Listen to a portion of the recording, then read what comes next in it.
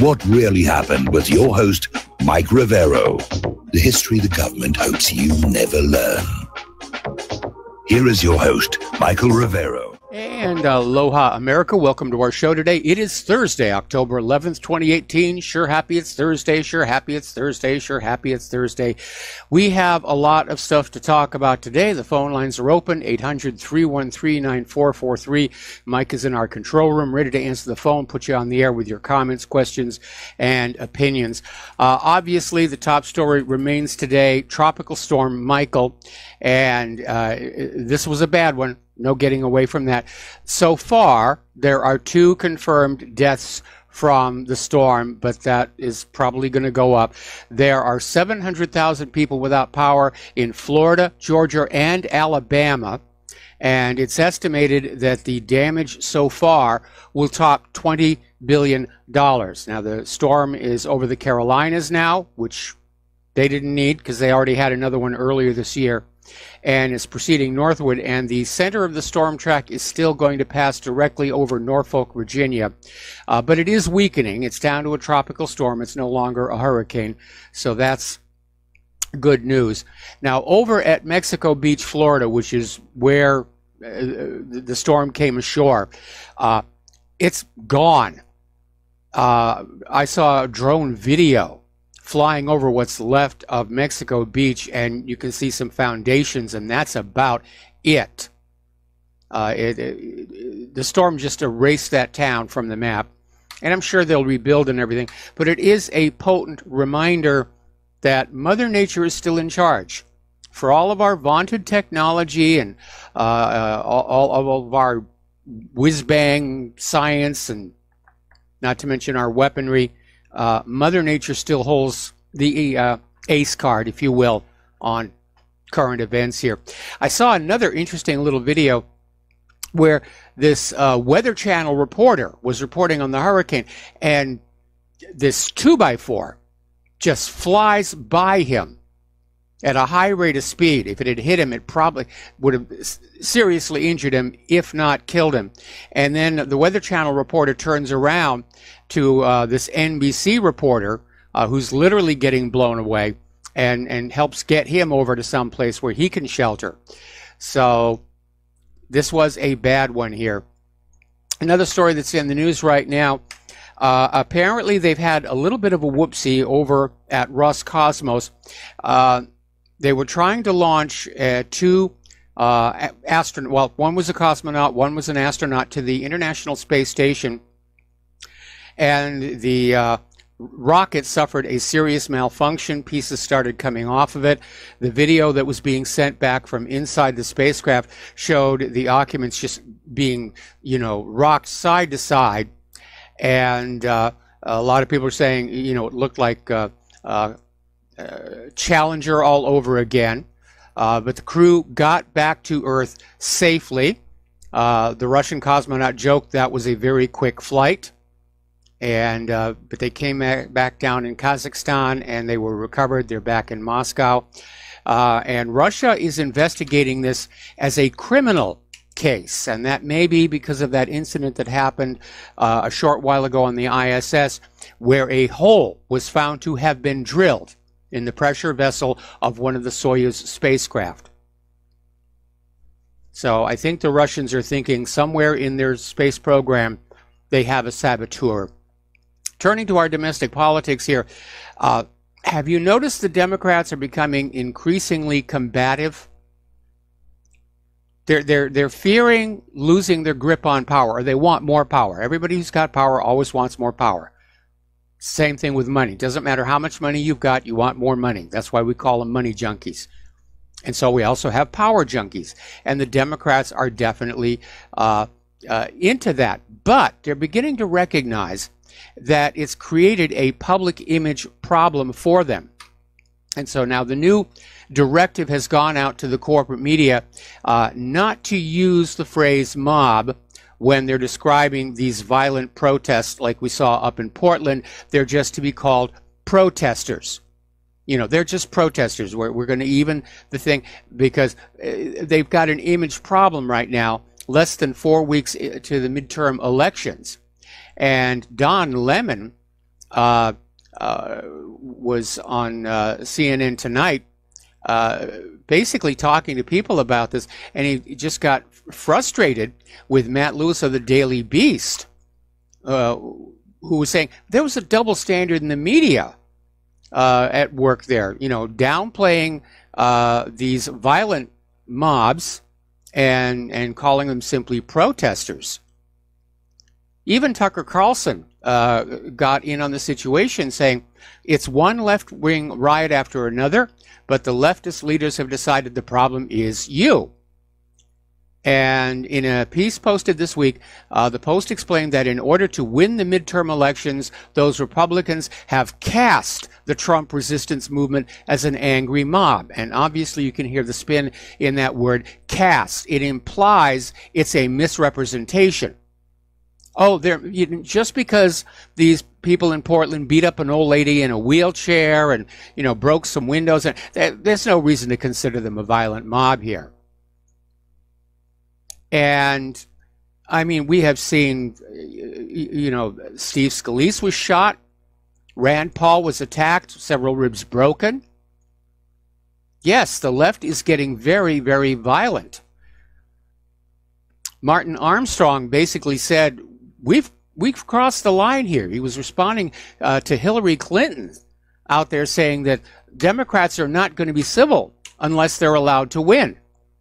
There's an implied threat there that if, in fact, the Democrats lose the midterm elections, that there'll be more violence in the streets. All right, we're going to do a shout-out now to our on-air affiliates who are rejoining the network here.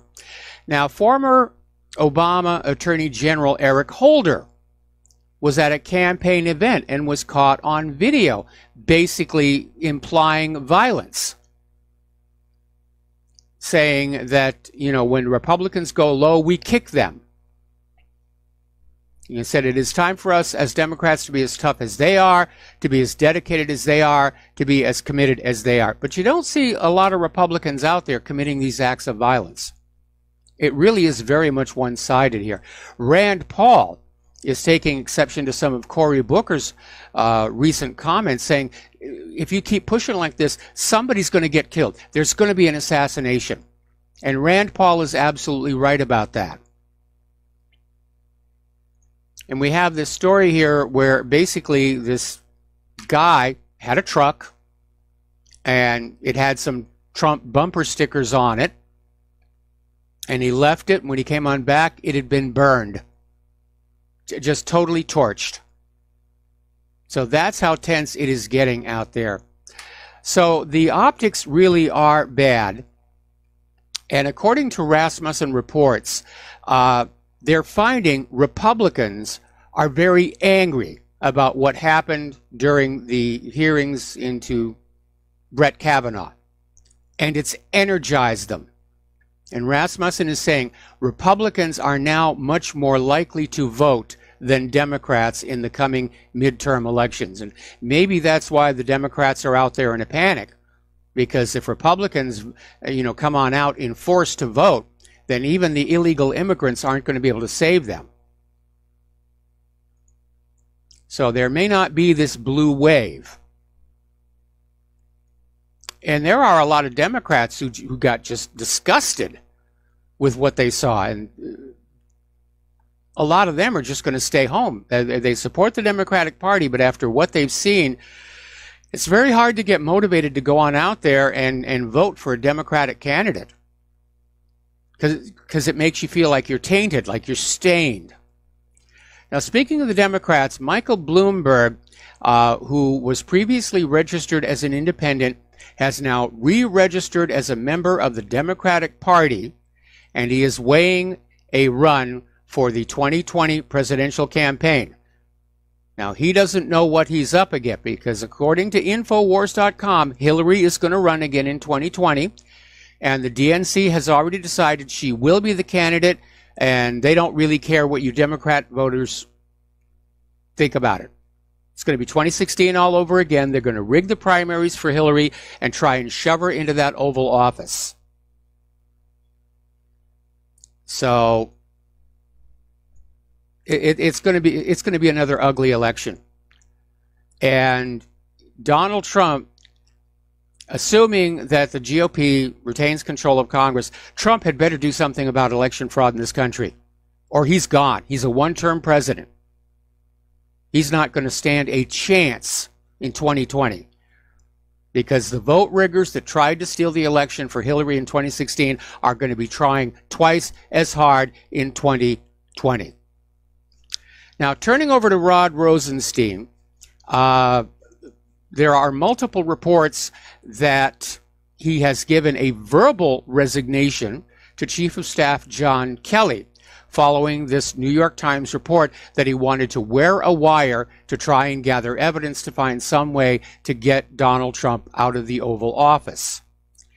And last week, Freedom Caucus Chairman Mark Meadows, who had filed articles of impeachment against Rosenstein, called for the Deputy Attorney General to appear before Congress under oath this week. Rosenstein has now notified Congress he will not show up. He was supposed to show up today, nor will he turn over the subpoenaed memos.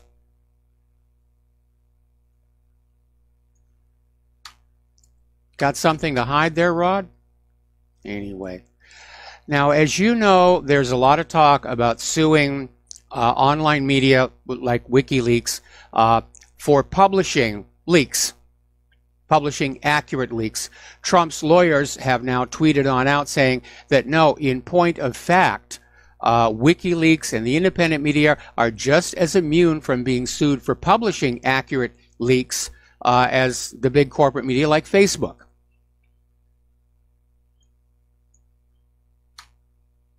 So we're going to have that on our side here. Remember this guy, Jackson Costco, lives in Washington, D.C., and he was the guy who came on out doxing the personal information about these GOP senators as part of a campaign to pressure them to vote against confirmation of Brett Kavanaugh. And then he threatened to basically leak the Republican senators' children's health information if any of these people dared to go to the authorities about his activities. Well, apparently it turned out when he got arrested, he had cocaine and meth, and they're saying now that he was high on Capitol Hill. Probably blended right on in.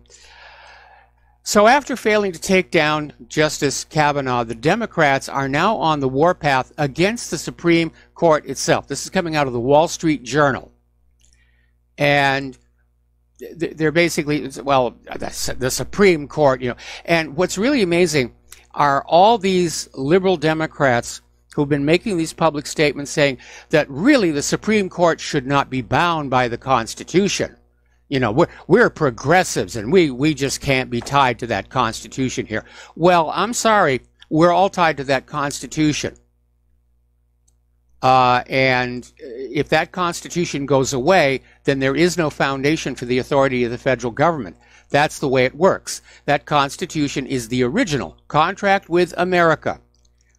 It is the set of rules under which we, the people, allow the government to act as custodian for our national sovereignty. And you're not allowed to just walk away from it.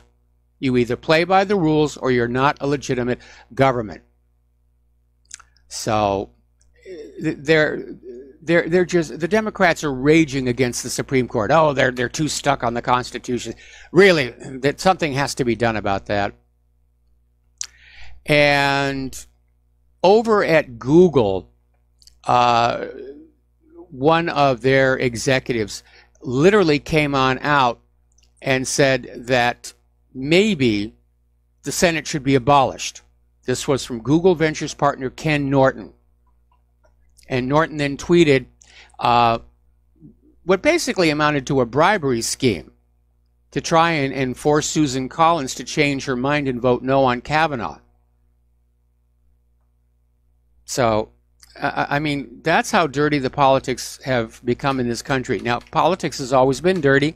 It's a dirty business. And we all know that. But we're now in a season, we're now in an era where it's becoming very obvious and visible to the public In the past, politics was dirty, but it was always kept hidden to sort of reassure the American people that government was running smoothly, that everybody was getting along, that the system operated the way it was supposed to under the rules of the Constitution. Now we've seen, no, it isn't. It's bribery, it's blackmail, it's threats, it's coercion, it's manipulation. And I think a lot of Republicans need to realize that what's at stake this upcoming midterm election is looking at these crybaby Democrats who are so quick to discard the rules and play dirty. They want to take control of the Congress. And I think it would be an epic disaster if they succeed. Because I don't believe Hillary Clinton when she says all of a sudden they're magically going to become civil if they win the election. No, that's not going to happen. Their personalities are what their personalities are. They're going to go on being exactly the way they are right now. Spoiled children who want what they want when they want it and think it constitutes a natural law. And the corporate media is still out there trying to put this Russiagate. Russia interfered with the 2016 elections. And over at the New York Slimes, Scott Shane and Mark Mazzetti wrote an article of this highly effective Russian government exploitation of social media. It had an impact. Okay. But there was a lot of anti-Clinton, pro-Trump messages out there that didn't originate with Russia. I certainly put out my share of them as well. But looking at the data that these two authors cite to show the Russian campaigns on Facebook and Twitter were effective reveals a huge betrayal of journalistic responsibility. They've constructed a case that is fundamentally false and misleading with statistics that deliberately exaggerated the real effectiveness of social media efforts by orders of magnitude. Now, Stormy Daniels' lawyer, Michael Avenatti, desperate to keep his name in the media headlights, has now gone public claiming that Donald Trump Jr. will be indicted by the end of the year. So it's pandering to the audience here. We are already starting to see the backlash, if you will, from Christine Ford's false allegations against Brett Kavanaugh.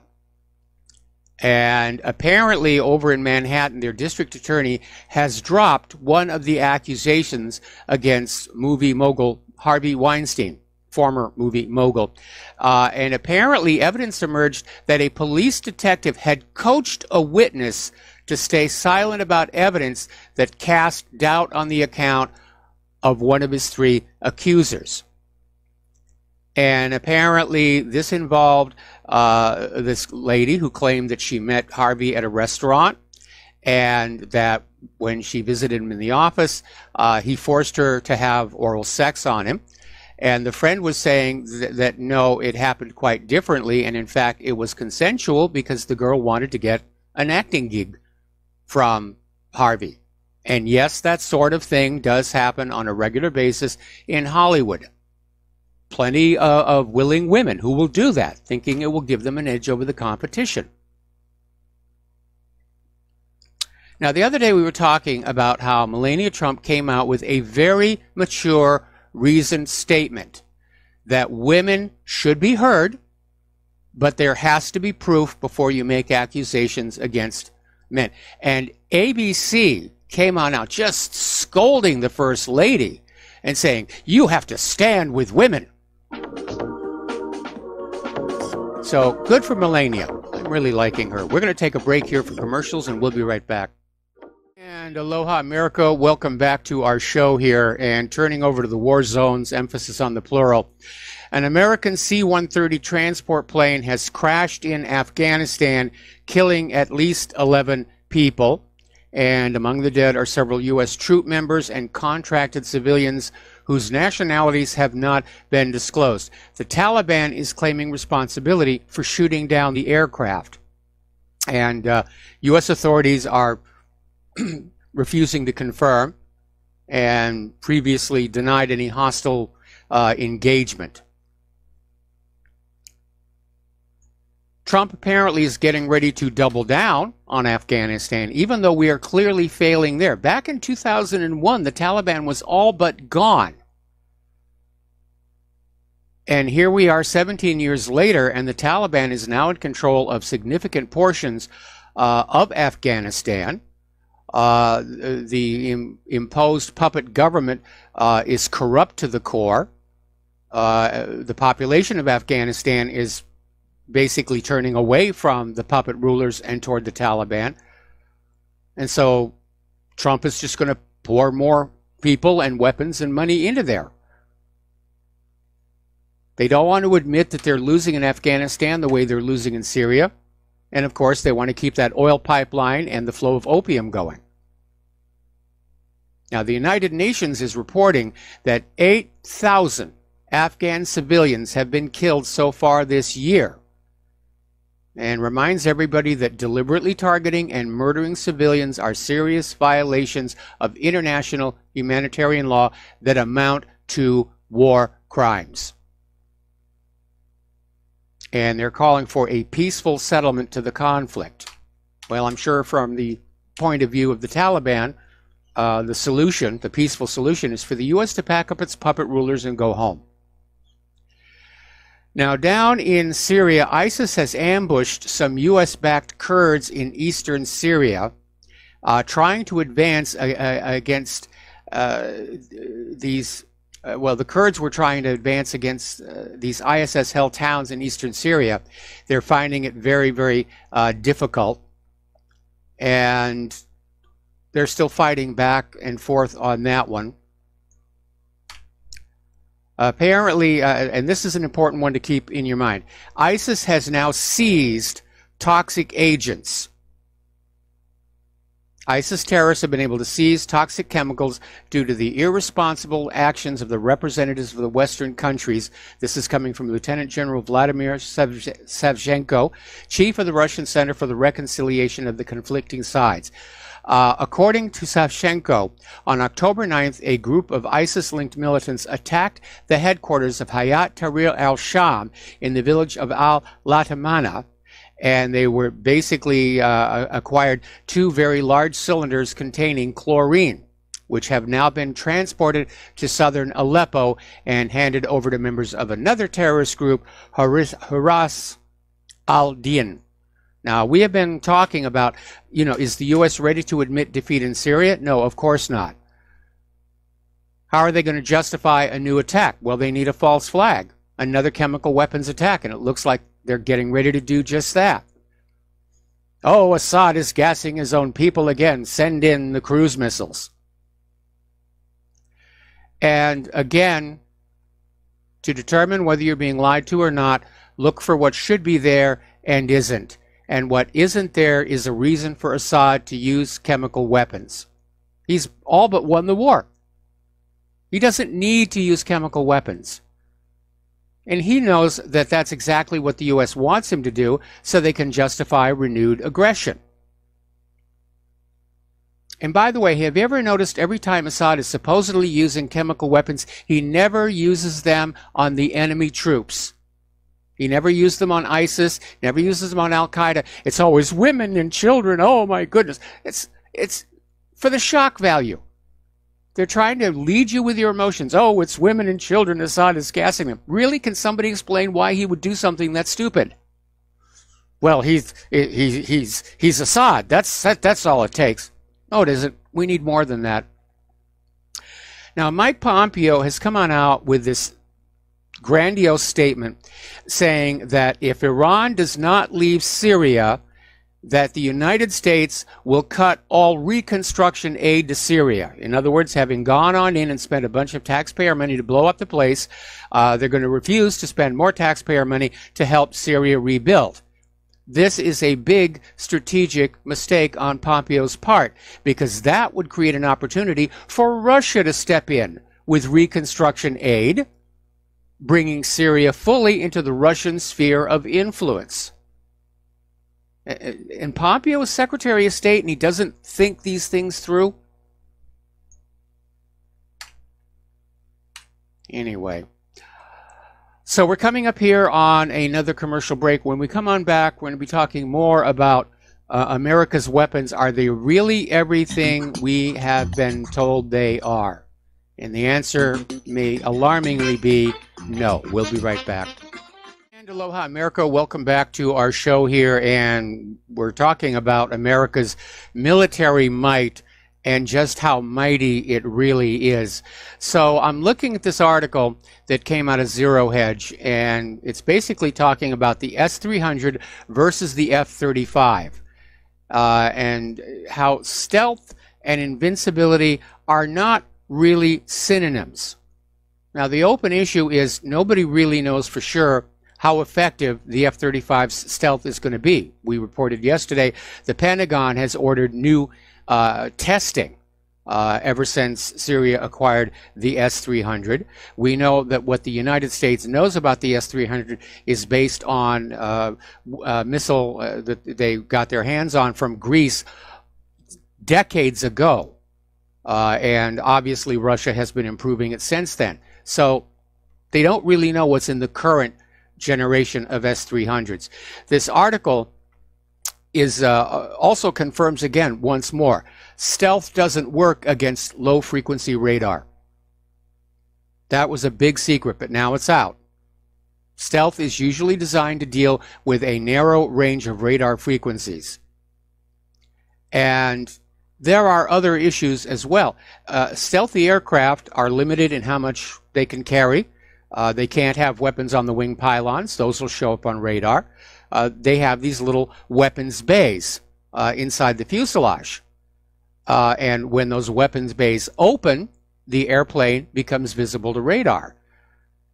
And if the stealth plane turns on its own electronic systems like jammers or any emitting device, that can be detected by ground sensors and used to send a missile in. There are missiles that are designed to home in on radio emissions, usually against radar. But I wouldn't be too surprised if somebody somewhere has developed a missile that homes in on jammers. So, in any event, it may be a little while before we find out more about this, because the U.S. military has now grounded the entire fleet of F-35 fighter jets following that crash in South Carolina. Apparently, investigation of that crash has revealed a problem that may affect all of the F-35 fighters. And they're all grounded for inspections to see how widespread the problem may be. Meanwhile, over in Belgium, an F-16 that was undergoing maintenance caught on fire, was totally destroyed. A second plane suffered collateral damage. 2 people were injured. Now, this article came out of Defense News, and the headline reads, "The U.S. Army is preparing to fight in Europe, but can it even get there?" This is an important logistical question. And it's basically saying that, yeah, the U.S. Army is getting ready to meet the Red Menace over there in Europe. But if war were to break out tomorrow, the U.S. military would be hard-pressed to actually move the number of tanks and heavy guns and equipment needed to face off with the Russian forces. And then there's the other problem. How would they be supplied and sustained? Because the U.S. sea lift capability is orders of magnitude smaller than it was during World War II. Remember the Liberty ships? And when you count in the fact that the commercial shipbuilding industry in the U.S. is all but gone, the United States is not in a position to start the kind of massive buildup of logistic ships it undertook during wartime decades ago. So they don't really have the ships to support a war in Europe, nor does the United States have the factories with which to start building them. That's a bad situation. Another story coming out of Defense News, U.S. Sea Lift can't count on Navy escorts in the next big war. The current U.S. Navy is about half the size it was during the height of the Cold War in the 1950s and 1960s, and most of its ships are going to be busy with combat operations. And it may be too busy to always be able to escort the convoys that were taking across the Atlantic. Now, this is coming from Mark Busby, the retired Rear Admiral, who now leads the Department of Transportation's Maritime Administration. And he's saying the Navy has been candid enough with Military Sea Lift Command and me, they will not have enough ships to escort us. Basically, it's you're on your own, go fast, stay quiet. That is a really bad situation to be thinking about going to war against Russia and or China. See, right now, the buildup in Europe has been very, very slow, and Sea Lift Command can handle it. But if war breaks out, it's going to really ramp up, and what we're being told is the logistical backup to support that war isn't there. They don't have enough ships to rapidly move the forces onto the European continent, and even after they do that, they don't have the ships to keep them supplied. And now we're finding out from the Navy that those ships that are making that trip across the Atlantic may not have any protection. I hope somebody in the Pentagon is really thinking very clearly about this before we go any further with this poking the Russian bear, as it were. Now, U.S. Secretary of Defense Jim Mattis has called on the Pentagon to bring at least 80% of its key fighter jets to combat readiness. And it may come as a surprise to most people, considering how many wars we're fighting all over the world. Few of our warplanes are kept combat ready. And the planes in question, the F-35, the F-22, the F-16, and F-18, are in a dismal state of air readiness. Last year, fewer than half of the F-22s were mission capable, and the notoriously expensive F-35, of course, saw its first crash last month, just days after the fleet took to the air for the first time.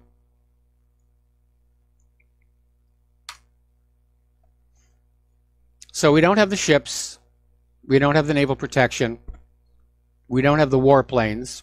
Stealth may not work against low-frequency radar. This is not looking good. This is not looking good. Okay, over in Syria, British General Felix Gidney is screaming about how Russia is winning the information war. And he's out there saying Western countries must resist Moscow in the information space. And Gedney said the Russians are really good at this, better than us. Well, the Russians are cheating. They're telling the truth. That makes it easy to win the information war. Over in Yemen, in Hodeida, a Saudi airstrike has killed 5 farmers. And yeah, they targeted another crowd of civilians near one of the charity drinking water pumps set up in the city. I'm going to take a wild guess here. They wanted to destroy the water supply. So the strike killed 5 civilians identified as farmers by the local hospital. This is the second incident of Saudi strikes in Hodeida killing civilians this week. Monday, they killed a bunch of beekeepers. Now, Saudi forces have been attacking Hodeida for months, and they're still not able to take it here. But the civilian death toll in Yemen has now increased by 164%. Weddings, funerals, the school bus full of children, people getting water at the fountain, beekeepers. And there's a lot of global condemnation for what's going on. And there's a lot of pressure on the U.S. government to do something. Now, the U.S. is trying to pretend they're getting tough with Saudi Arabia over this thing with the missing journalist, Jamal Khashoggi. And you've probably seen all over the news about how, he was killed and dismembered inside the Saudi consulate. Well, how does anybody know?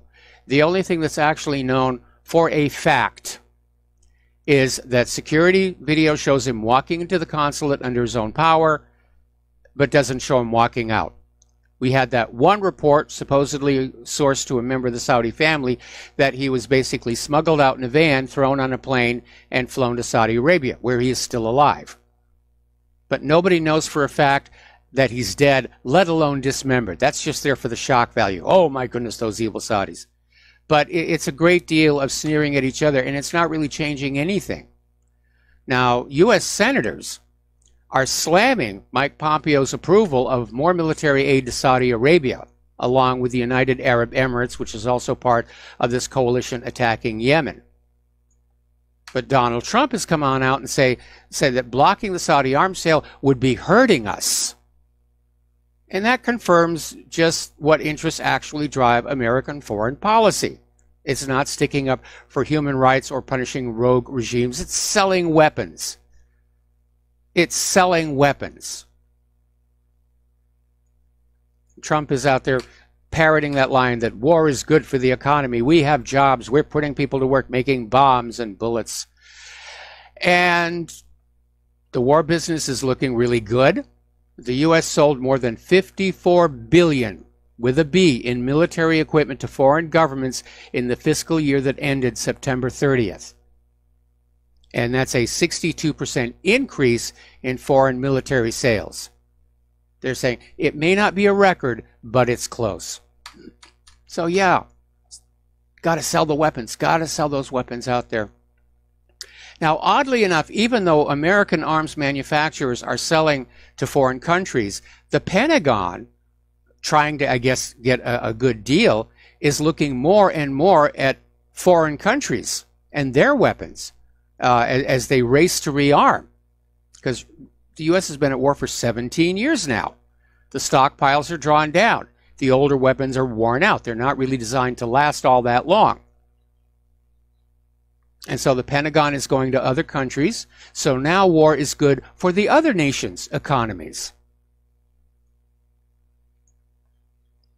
And we ought not to be dependent on those other countries for our weapons and military supplies, because in the event the war spins out of control, those countries could just shut it off. Say, no, go buy your tanks someplace else here. Now, a little bit of a victory for the people of Yemen. Apparently, Yemen has developed a new domestically manufactured missile. They're not sharing any details. They won't even share what it's called. But they used it to basically blow up a military vessel belonging to Saudi Arabia off the northwestern coast of Hajjah yesterday, reportedly killing everybody aboard. And the Saudi vessel was carrying out attacks on the residential districts of Hairan and Medi in Hajjah when it was hit. So, yeah, Saudi Arabia is targeting civilians. Mike Pompeo's come out with another very bizarre statement here. He said that Israel is everything we want the entire Middle East to look like going forward, and that U.S.-Israel relations are stronger than ever. Obviously, that last one is accurate. But how are you going to make the whole Middle East look like Israel without giving every country in the Middle East 38 billion U.S. tax dollars? Because Israel looks the way Israel looks because of all the money pouring in from outside. The irony here is that Israel was established to be an independent nation for the safety and security of the Jewish people. But it's not independent. It is very dependent on money pouring in from the United States, from Europe, from its supporters all over the world. It's not independent at all.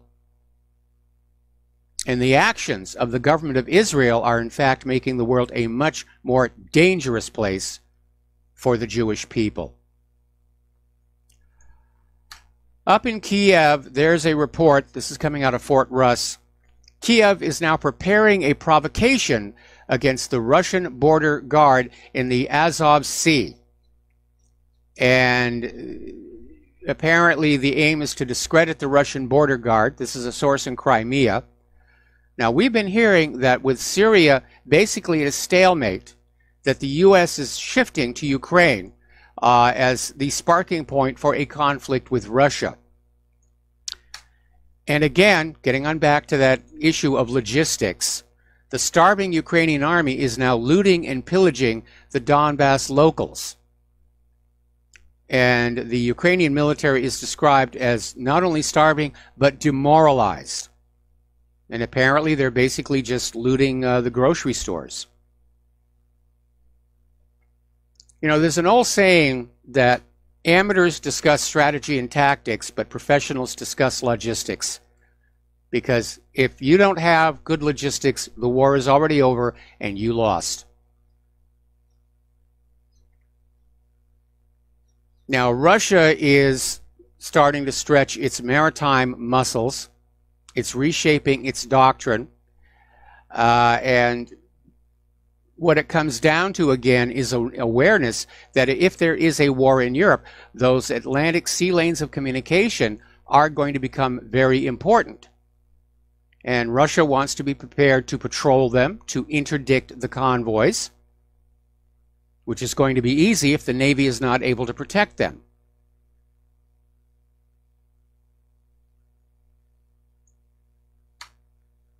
Now, over in Korea, South Korea wants to lift sanctions on North Korea. That would really put an end to all of this U.S. nonsense about, you know, North Korea must do this and North Korea could do that. And what's worse, South Korea could start severing their ties with the United States. They want the U.S. military out of there. So the Koreas are going to go back to the Korea being a Korea, unified Korea. Meanwhile, Trump has come on out and said South Korea won't lift sanctions without U.S. approval. Sounds like famous last words to me here. Now, Mike Pompeo is complaining that North and South Korea are talking peace without him being present. But the Koreans may understandably think it's none of his business. So we're going to take another break for commercials, and we'll be right back. And aloha, America. Welcome back to our show here, and let's talk about the economic news for a while. Another bad day on the stock markets, not as bad as yesterday, but very worrying to a lot of people. The Dow at one point was down below 600 points. It ended at about, I think it was 590-something. And it's making people skittish. They're wondering what's going on. And obviously, the rising interest rates coming out of the Federal Reserve are part of the problem. The backlash from the tariffs are another problem. Because of sanctions, a lot of markets and suppliers are cut off from our economy as well.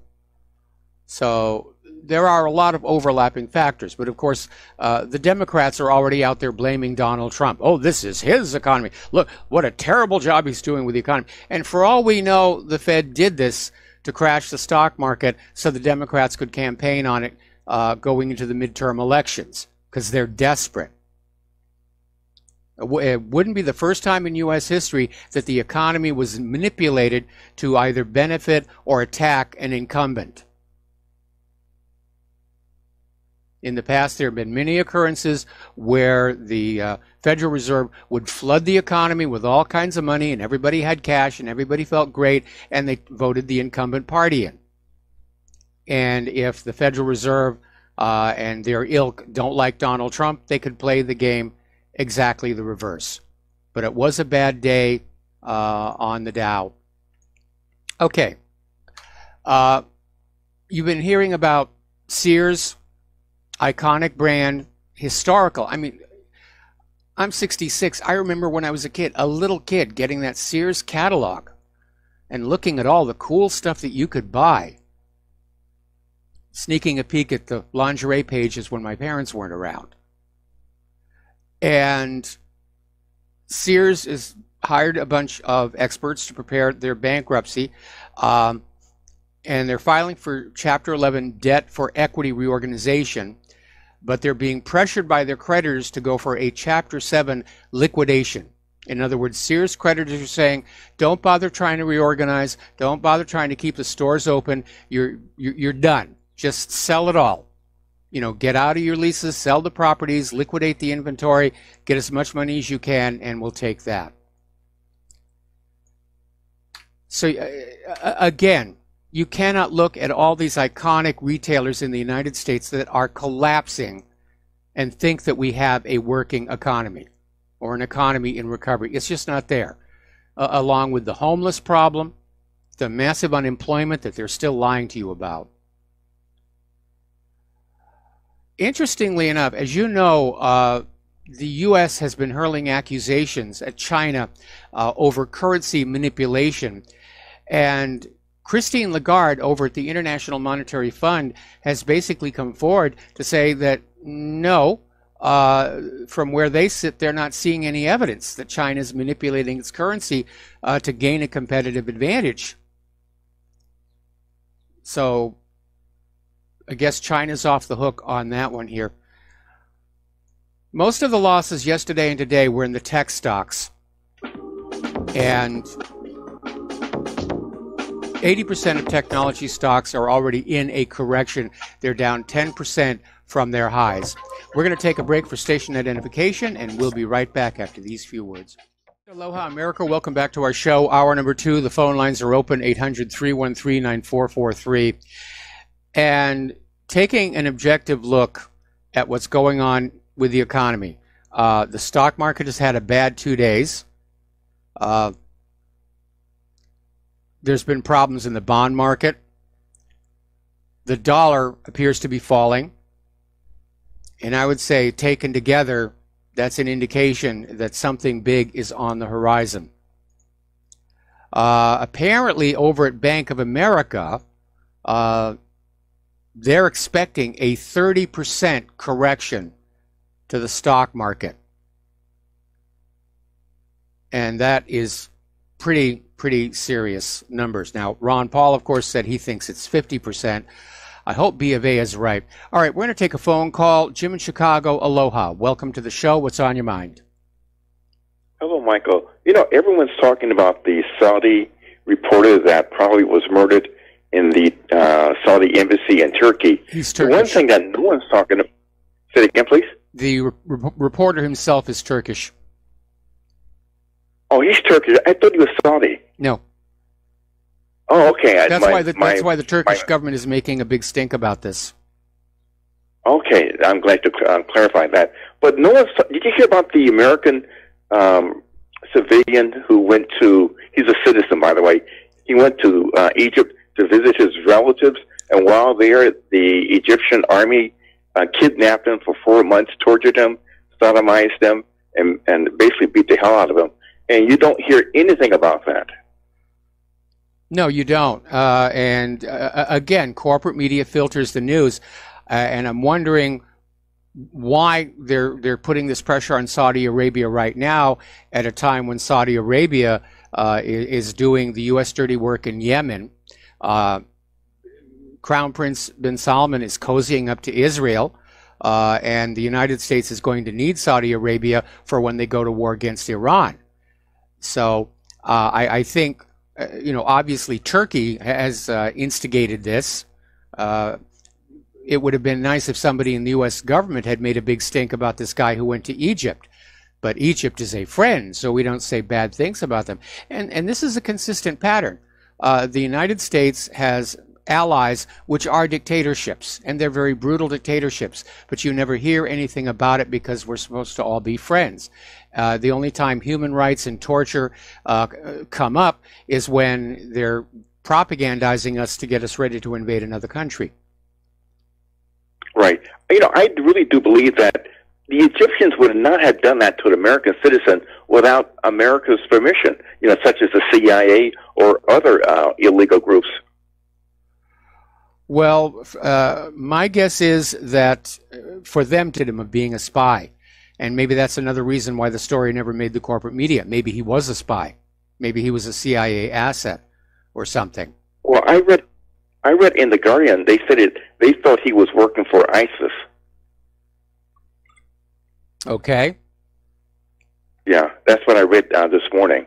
But either way, if you're an American citizen kidnapped by another country, Isn't that country supposed to let the consulate know or something? Absolutely.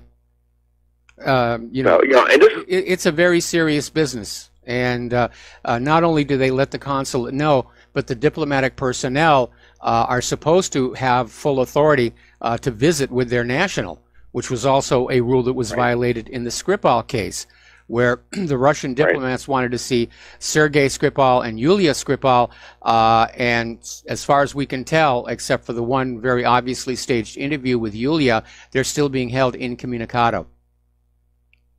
Right. And this is one of the reasons why I don't travel overseas anymore. You don't know what's going to happen to you.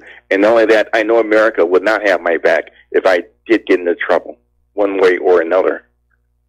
Well, that would yeah, that's... Well, Michael, you know who I'm really angered by is Australia, who have stood by during this whole thing with Julian Assange, who is an Australian citizen, and they've done little more than wag their finger in support of him. Right. Well, Michael, you take care. All right, thanks an awful lot. We're going to let you go, and the phone lines are open. Getting on back to the economic news, apparently the rate at which the world is decoupling from the Federal Reserve note, otherwise known as the almighty dollar, is starting to accelerate. And more countries, they don't want to have to go through the dollar. They don't want to deal with the dollar. It's still a majority reserve currency, but by no means supreme. And that's another indicator that things are heading in a bad direction here. Right now, we're coming up on the holiday season. We've got Halloween here in a couple of weeks, and we've got Thanksgiving, and then we have Christmas, and then we have New Year's. And in times past, in good economic times, people would travel. It's a time to go see family. But it's not going to be happening as much this time. According to this article out of Zero Hedge, an estimated 33 million Americans won't be traveling during the holidays because they simply cannot afford to. And of course, that will have a ripple effect throughout the rest of the economy. It will mean reduced airline ticket sales, reduced hotel bookings for those who are driving where they're going to go or would be driving where they're going to go, means less gasoline sales. And it's another indicator. The economy is really not working for anybody except those at the top and the war machine. We're going to do a shout out now to our honor affiliates who are just now rejoining our network. Apparently over in Switzerland, there was this case where this ex-banker, Rudolf Elmer, who's the former chief operating officer of Bank Julius Baer in the Cayman Islands, and he blew the whistle on some of the things that were going on down there.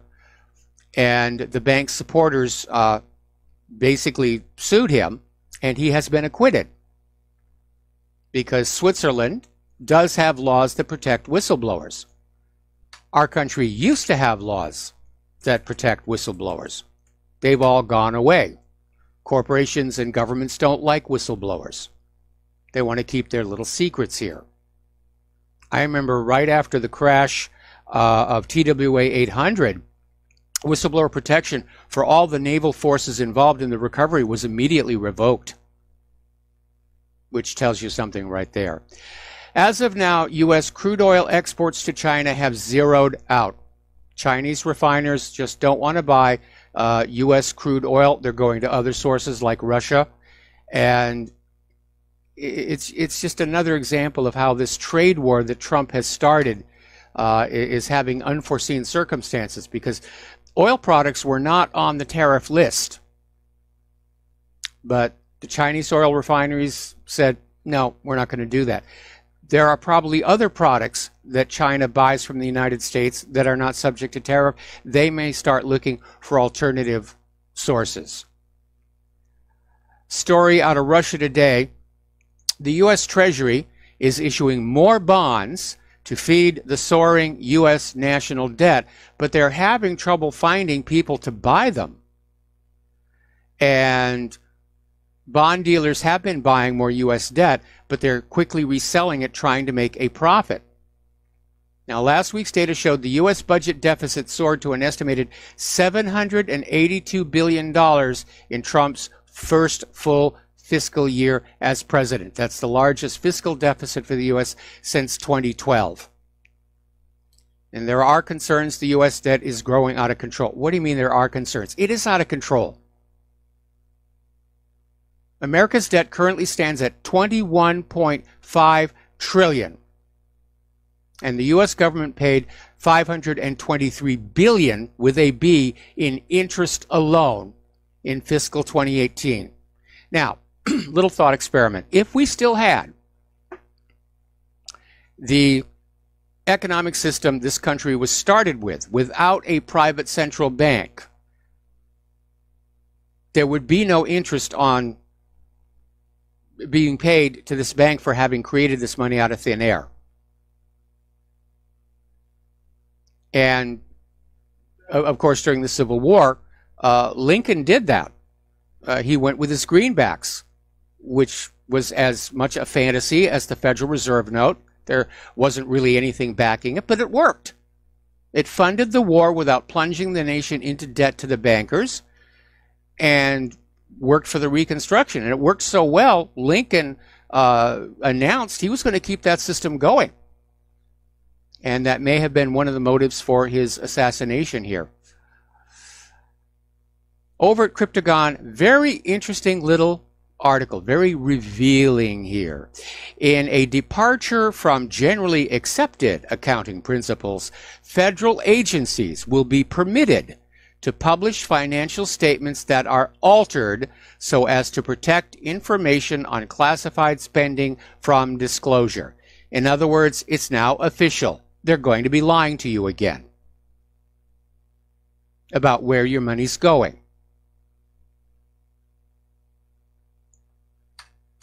Of course, we knew they were lying to us all the time anyway here. New study has come on out showing that half of American renters are struggling with unaffordable housing costs. And again, people have to have a way to trade their labor for decent wages and salaries in order to have a decent life. But it looks like the entire middle and lower class were basically down to almost a starvation regime. We're working hard as we can, and everything that we take in immediately goes back out for rent and taxes, and there's nothing left over. The surplus from our labor is going to the 1%ers who keep working to lower wages and salaries, and of course to the mighty war machine here. So let's talk about immigration and the refugee crisis. The other day, there was the debate about, is the wall going to be built? And the Democrats are saying, no, it'll cost too much. And then somebody pointed out that it's actually costing the United States more to pay for the hospital care for the illegal immigrant babies being born in the United States. And this article over at 12160 came out with an even more stunning statistic. There are more anchor baby births in Los Angeles than the total U.S. citizen births in 14 states. Each of these anchor baby births costs U.S. taxpayers $12,000. That's $2.5 billion annually, per the estimated 330,000 illegal births across the United States. The situation is totally out of control. It's totally out of control here. Now, the Department of Homeland Security is abusing what's called the Constitution-Free Zone, and they're back in court over it. First of all, I don't agree with the idea of a Constitution-Free Zone, which is defined as 100 miles in from national borders, which for the state of Hawaii means everywhere, because we're not that big. But apparently, the Department of Homeland Security placed a GPS device on a truck crossing into the United States from the Canadian border, And FBI agents then tracked it all the way down into California outside the Constitution-free zone. And it turned out all the truck had was legal frozen pastries, 4 bags of sugar. And the FBI claimed, well, this was just a trial run for actual drug busts. But the judge basically said, no, you didn't have a warrant. And you can't just go out of that Constitution-free zone and start searching people and tracking people without a warrant. So at least we still have some judges who are upholding the rule of law. Over in Great Britain, Robert Peston has made the claim that there is already a secret Brexit deal that's been agreed to by all parties. And the gist of the deal is it would temporarily keep Great Britain in the European Union's customs union, which means Great Britain would be unable to sign its own trade deals. They're still pushing for Brexit in name only. The globalists are not giving up. They are not giving up. Now, over at the American Music Awards, they just had them, like so many of these other gratuitous, self-congratulatory award shows we're seeing, Emmys and Oscars and everything, their ratings have plummeted. And they hit a record low. And I think part of it is the fact that people really do get tired of seeing stars congratulate themselves about how wonderful they are. But this article is saying it really is the politics. That everywhere you turn on any show, politics is being shoved at you, and the American audience is tuning it out. And they don't want to tune into these award shows because they're afraid they're going to sit there and have more liberal hysterics shoved at them. Here's a story that came out from Mommy Underground. And I think we mentioned this about 2 weeks ago, but it's worth mentioning it again. There was this student who was editor of the school newspaper, and he wrote an op-ed saying that gender is not fluid, that men and women have different body parts, and that's what determines your gender. And of course, the LGBT activists went totally ballistic on him and got him fired from his job as the editor, and forced him to resign from several other organizations. But the guy told the truth. Men and women are physically different.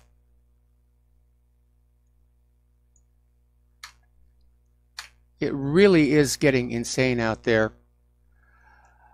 And we're still hearing about this situation. Karen White. Now, Karen White identifies as a woman, but she, he, it, who knows, is a man. He is beginning the transition, which means he still has a perfectly working male sausage. But he was, because he identifies as a woman, thrown into the women's prison where he raped 2 women.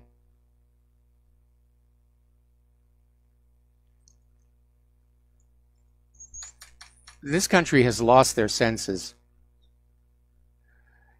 Over at Ohio University, there's a student, Anna Ayers. She's a journalism major and a member of the Student Senate at Ohio University, claims she found threatening notes. She was receiving death threats and made a big deal about it. The Student Senate had a special sessions where she got up there and got to respond and rant and rave and, you know, how proud she was to be gay, and no amount of threats were going to get her to change her mind.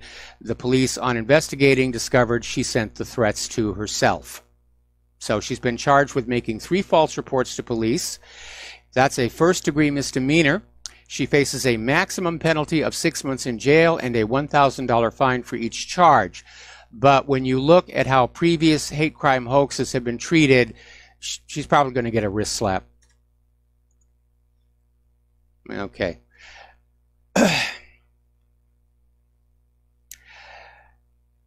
Here we have another story. This is coming from Brown University, where the university is saying students can now identify as people of color even if they're white.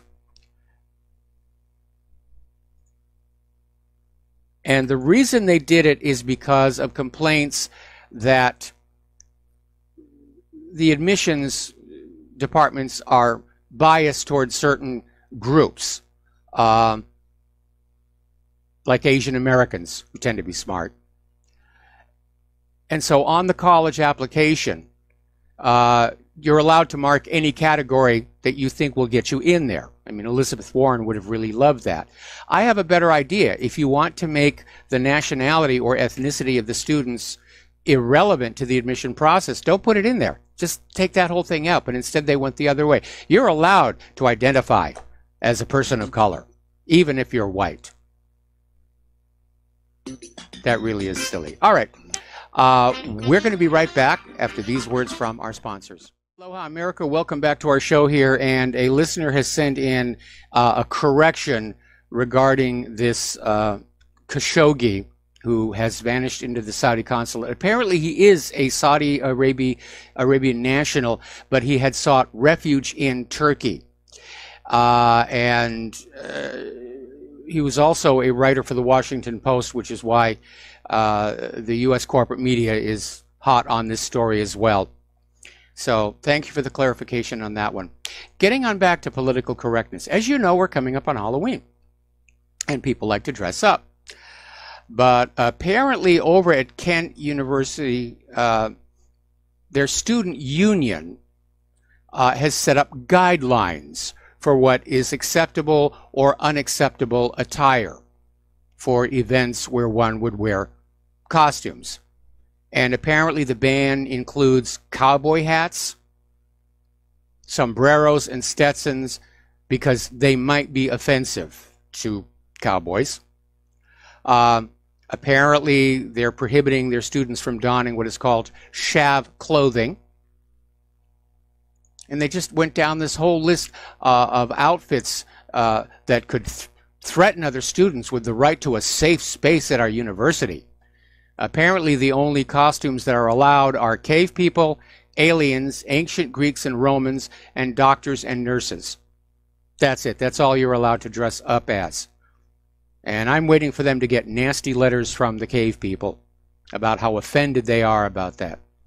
By the way, little bit of trivia.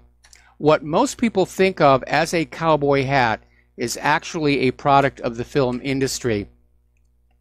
And if you go back and you look at antique photos of real cowboys, you will find they did not wear these hats with the very wide brims because they were impractical. The wind would blow them off. In fact, most cowboys wore what looked like bowler hats. The Sundance Kid wore a bowler hat. He never wore a cowboy hat that you would think of. A lot of what we think about history has just come out of the movies, and it's a lot of fictional stuff.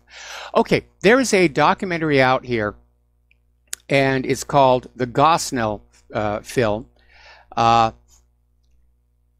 the Trial of America's Biggest Serial Killer. And it's actually a film about abortion. And Tom Arnold basically just went ballistic and tried to bully Dean Cain and attack him about the film. And then after he was off the show, just piled on the abusive tweets. Well, that's okay, because that's going to only call more attention to this film about abortion. It's going to be the Banned in Boston effect. Sometimes these liberals don't seem to understand the dynamic, that when they go on the attack against somebody or something or a film, it's going to increase public curiosity. Gee, what's the fuss all about? I need to go see that. By the way, little story you may not be aware of. Roe versus Wade was passed because the plaintiff, or the petitioner, if you will, claimed she had been raped and therefore had a right to an abortion. That's what led to the passage of Roe versus Wade. Later on live television, she admitted it was a lie. She made it all up. I keep hoping that the Las Vegas shooting is going to fade away, but more stuff keeps leaking out. Apparently, there is buried in the actual police report a revelation that there was this woman who was a TSA security employee, and she's at the back of the concert half an hour before the shooting takes place, and she sees these other two women talking about the coming shooting and how it's going to be like fish in a barrel. And they were actually making a video of themselves saying all this stuff. And the first woman says, those stupid blank white people, they're going to know how it feels. They deserve this. Wait until later. The second woman says, yo, like shooting fish in a barrel. Are you getting this, baby? I love you. So police, of course, have never followed up with the women described by the TSA employee. The thing was a hoax. There's just no two ways about it. All right, let's talk a little bit about computers and computer equipment. Amazon, boy, they're dealing with a lot of problems right now. Amazon is really big into artificial intelligence, and they set up a recruitment tool to go through job applications and make recommendations for hires. And the AI learned the job going through 10 years of resumes sent to the company, of which the vast majority were submitted by men. And as a result, the AI started basically biasing against women. So Amazon has now shut that down. And it raises a problem with AI, which I will elucidate when we come back from these words from our sponsors. And aloha, America. Welcome back to our show. And we're talking about computers. And before the commercial break, we were talking about how Amazon was using artificial intelligence in this recruitment tool that turned out to dismiss female candidates as a negative, because the 10 years of resumes that were used to train it were mostly submitted by men. And it raises a very serious problem with AI, because artificial intelligence is supposed to be a computer program which learns, which is able to basically develop and grow its own knowledge base. But what happens if it's learning something wrong? It's not like you can slap its wrist and say that was a bad thing. And especially in a lot of areas, how would you know that what's coming out of the AI is wrong? There's a real weakness in the current state of the art. And I say that because one of the apps I have on my iPhone is the Weather Channel, which works with Watson, which is IBM's AI, which is supposed to be learning how to produce more and more accurate weather forecasts, which I acknowledge up front are very, very difficult. But the Weather Channel, at least out here in Hawaii, it's notoriously bad in terms of, you know, you'll start out in the morning, there's going to be thunder showers all day, and there's no thunder showers. And they keep moving it back and saying, well, the thunder showers are going to start at 1 in the afternoon. You get to 1 in the afternoon, no thunder showers. It's kind of like those airport signs when they don't want to admit that the plane is late, so they keep cheating that arrival time. It's kind of like that. What if the AIs are coming to incorrect conclusions? How do you know? How do you double check that? That's something I think ought to be looked at, especially now that we're hearing all this talk about applying AI to military operations, which just scares the heck out of me. Speaking of Halloween, somebody just wrote on in to say that Amazon is currently loaded with anti-Kavanaugh items, and 2 items for Ford, a shirt that says I believe, and a Christine Blasey Ford wig. And all the items for Kavanaugh are negative and related to his drinking and squeezing women. So Amazon is revealing its bias there. Another black eye for Amazon. This is being reported over in the Sun, which normally I would not link to, but the story was just too good to pass on. It may surprise you that Amazon, among its many other products, sells sex toys. And among those sex toys are sex dolls. And some of those sex dolls look very childlike. Now, they're not advertised as being children, but if you look at them, yeah, it's pretty much there. And, groups are slamming Amazon for having these out there. It's almost like they're encouraging child sexual abuse. And I absolutely agree. It's disgusting. It is really disgusting. And again, with Amazon, as you know, a lot of their workers are very disgruntled. Amazon announced a $15 minimum wage bump for 250,000 employees last week, but then took away their bonuses and profit sharing. So I guess Amazon has decided that they don't want to deal with the human workers anymore, and they are developing a fleet of picking robots to staff the warehouses, known as the fulfillment centers. And the robot pickers designed by Kindred Systems, and they grab items from the shelves and put them into bins before they're prepped and shipped. And the new robots will be able to visually identify items as they speed down a conveyor belt, then pick them up with a compressed air vacuum gripper before moving them onto a table or shelf. And so you're going to have a lot of Amazon workers out of a job. And we're heading on down that road where the consumer economy is going to crash because everything is automated.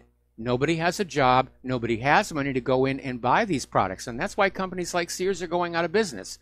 They like to blame it's all on e-commerce. And yes, Amazon's doing a brisk business. But it's really a tiny fraction of the total consumer spending.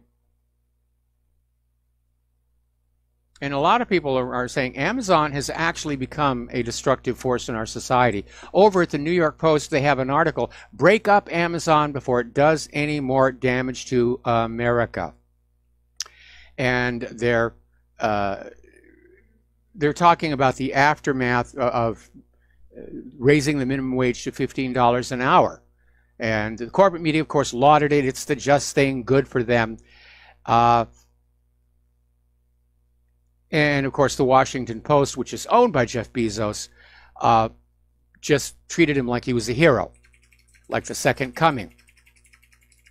But again, if you go past that $15 minimum wage, it costs these workers bonuses and stock profit sharing plans.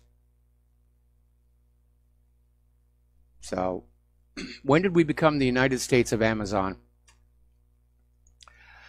Researchers are saying that so far, there is no evidence at all that Russia is messing with campaign 2018. That the article just goes on in to remind everybody about Russia's interference in the 2016 election, which, again, is unproven. There's no evidence there. The article also makes reference to Russia stealing the DNC emails, which they did not. It was an internal leak, most likely by Seth Rich. Sometimes I think these prostitutes and correspondents, they'll get an idea into their head, they'll write about it, and they never question it again. They're not willing to question it again. They're not willing to look bad by saying, I made a mistake on thus and such. Now, you know, there was a recent problem with the Windows 10 October update.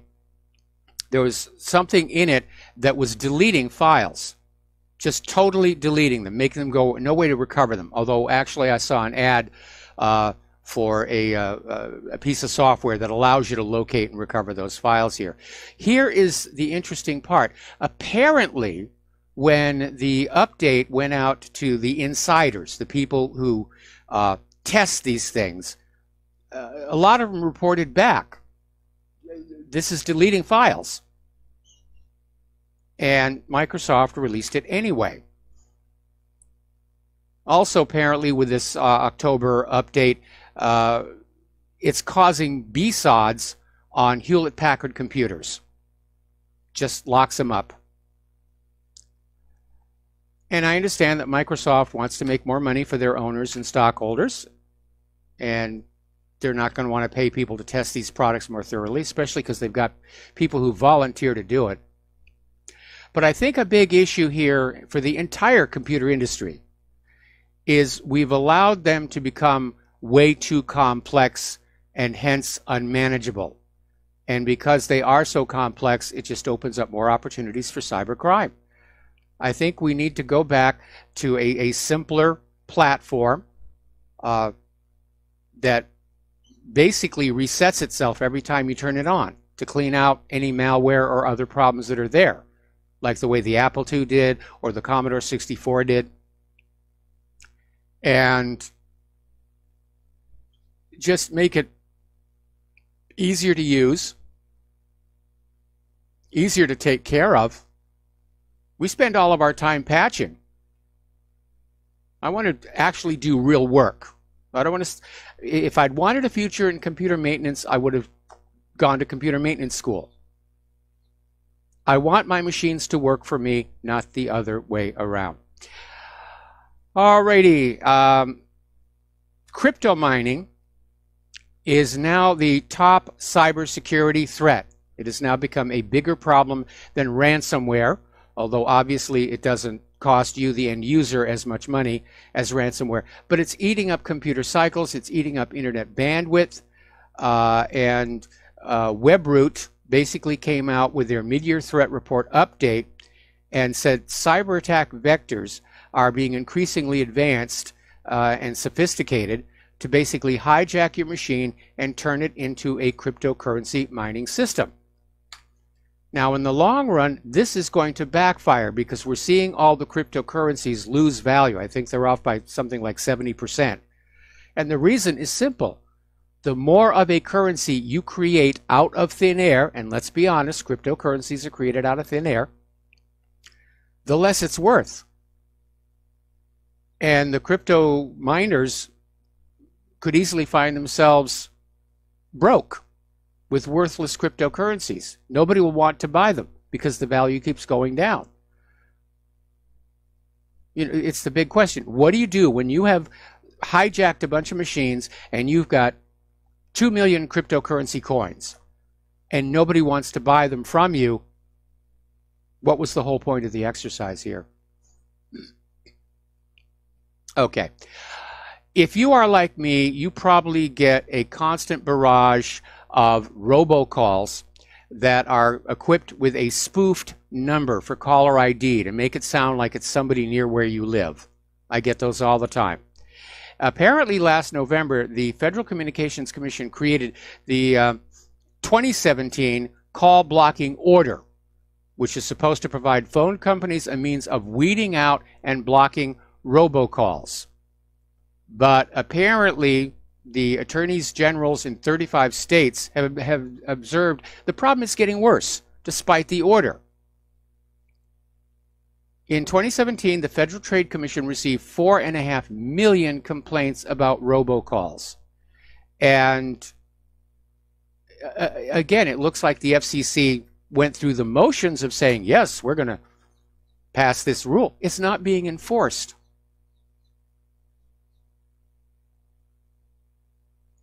And unfortunately, that's become a common feature of the government. They'll pass a rule, they'll pass a law, but nothing ever actually gets done because that would be too much work.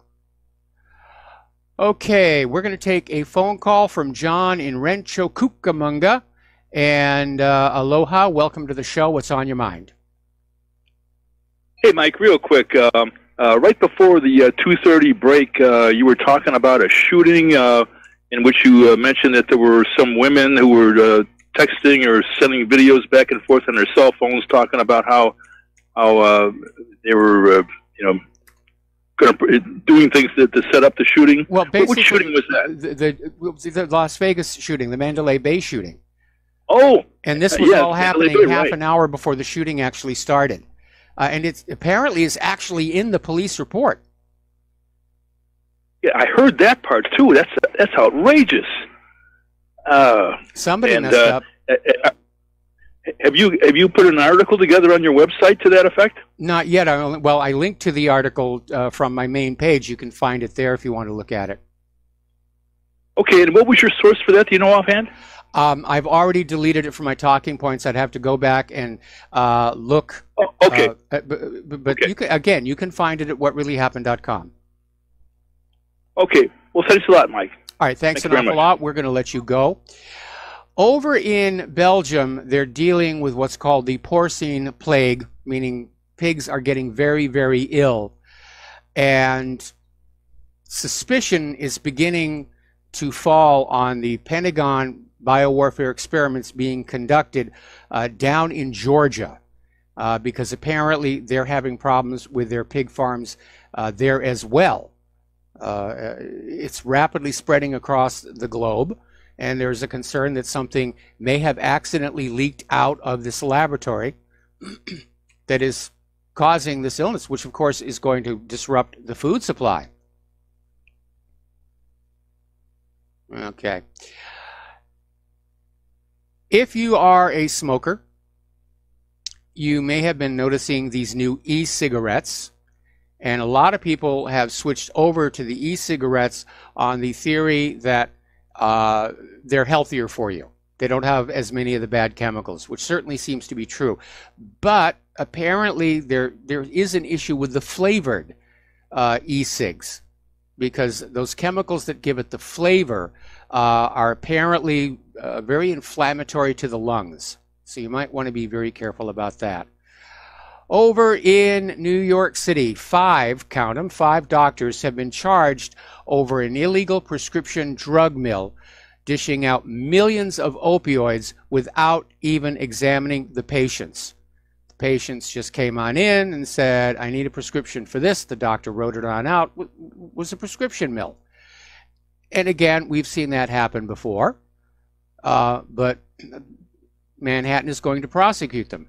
And these were doctors Carl Anderson, Dante Kubangbang, Nikanga, Anthony Pietropinto, and Nadam Saya have been accused of running an illegal prescription drug mill that resulted in multiple deaths and several overdoses. Now, the opioid crisis is very real, and it is getting out of control. And the reason we have an opioid crisis is because the opium is very cheap for the pharmaceutical companies to acquire. And why is it cheap for the pharmaceutical companies to acquire? Well, because the United States invaded one of the world's best sources of opium poppies, Afghanistan. So we've got product. Let's push the product.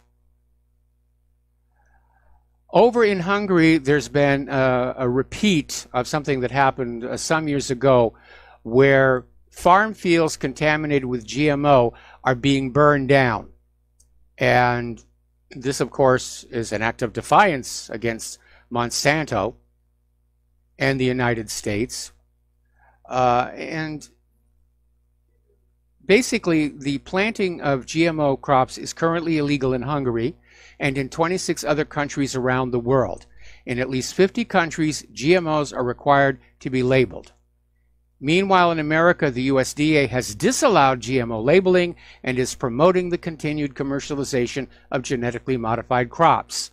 Monsanto has entrenched itself within the American political and legal systems, influencing politicians to sell out the environment and your health for profit.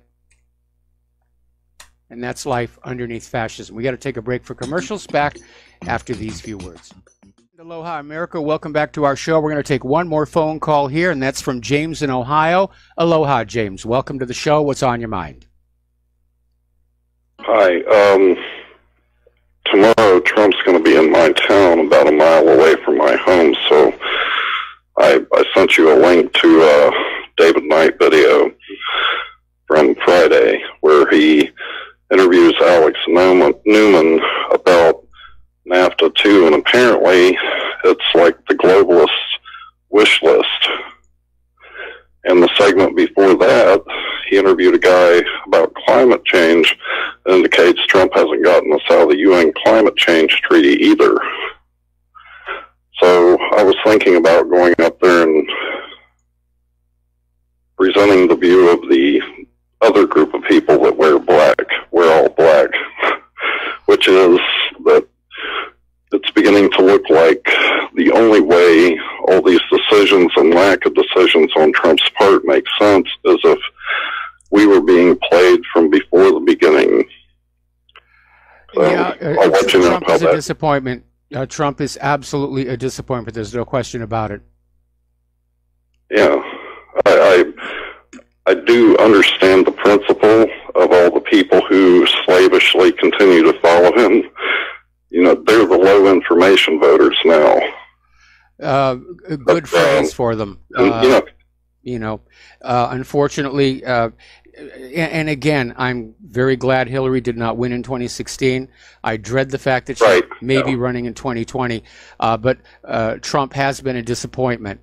And I honestly can't call myself a Trump supporter as much as a Trump observer. Right. It's the way I explain it to people is, to no good end is that these things he's doing, he's not making compromises or trades for something of value. He's just giving our butts away, basically. Yeah, especially to Israel. It always falls on deaf ears. Yeah, that's the other thing, Israel. Unfortunately, I think I can only get one message across on a protest sign, but I'll let you know how it goes. Well, if you go, take pictures and send them, and I'll blur your face and post them on whatreallyhappened.com. Excuse me. Right. Okay, we're going to let you go. The phone lines are closed. And I want to remind everybody, I'm only doing the first 2 hours of today's show live, so I'm coming up on my end of this portion of the program. For hour number 3, we're going to be replaying the interview we did with Tom Kaczynski, who was author of the book, The Coming Civil War. And a lot of people responded very positively to that interview. And I think it's timely, given all of these liberals who are out there screaming for violence in the streets. Because they are turning into a violent mob. And the next step past violent mob is civil war. And so Tom definitely, he had a lot of really good information. So I would invite you to stay for hour number 3 and rehear that interview. And then after that, of course, stay tuned for John Stadmiller, who's going to have a lot more interesting things to share with you as well. So right now, I got to go take Claire to the doctor place, and we'll be back tomorrow with Claire. Aloha, America. Aloha, America. Welcome back to our show, hour number 3. And joining us on the phone is Tom. And Tom, I don't even want to try and pronounce your name for fear I will botch it. How do you pronounce your last name? Kaczynski. How are you doing tonight? Just simply Kaczynski. Okay. I'm doing great, and thank you for joining us here. Now, you're the author of a new book, The Coming Civil War, and I don't like the idea that we might see a civil war in this country, on the streets of America, but there are so many people who are talking about it as it being potential. I thought it might be worthwhile to bring you on the show and allow you to share your prognostications and insights on this subject. So can we start by just giving us a little bit of an overview of what the book talks about?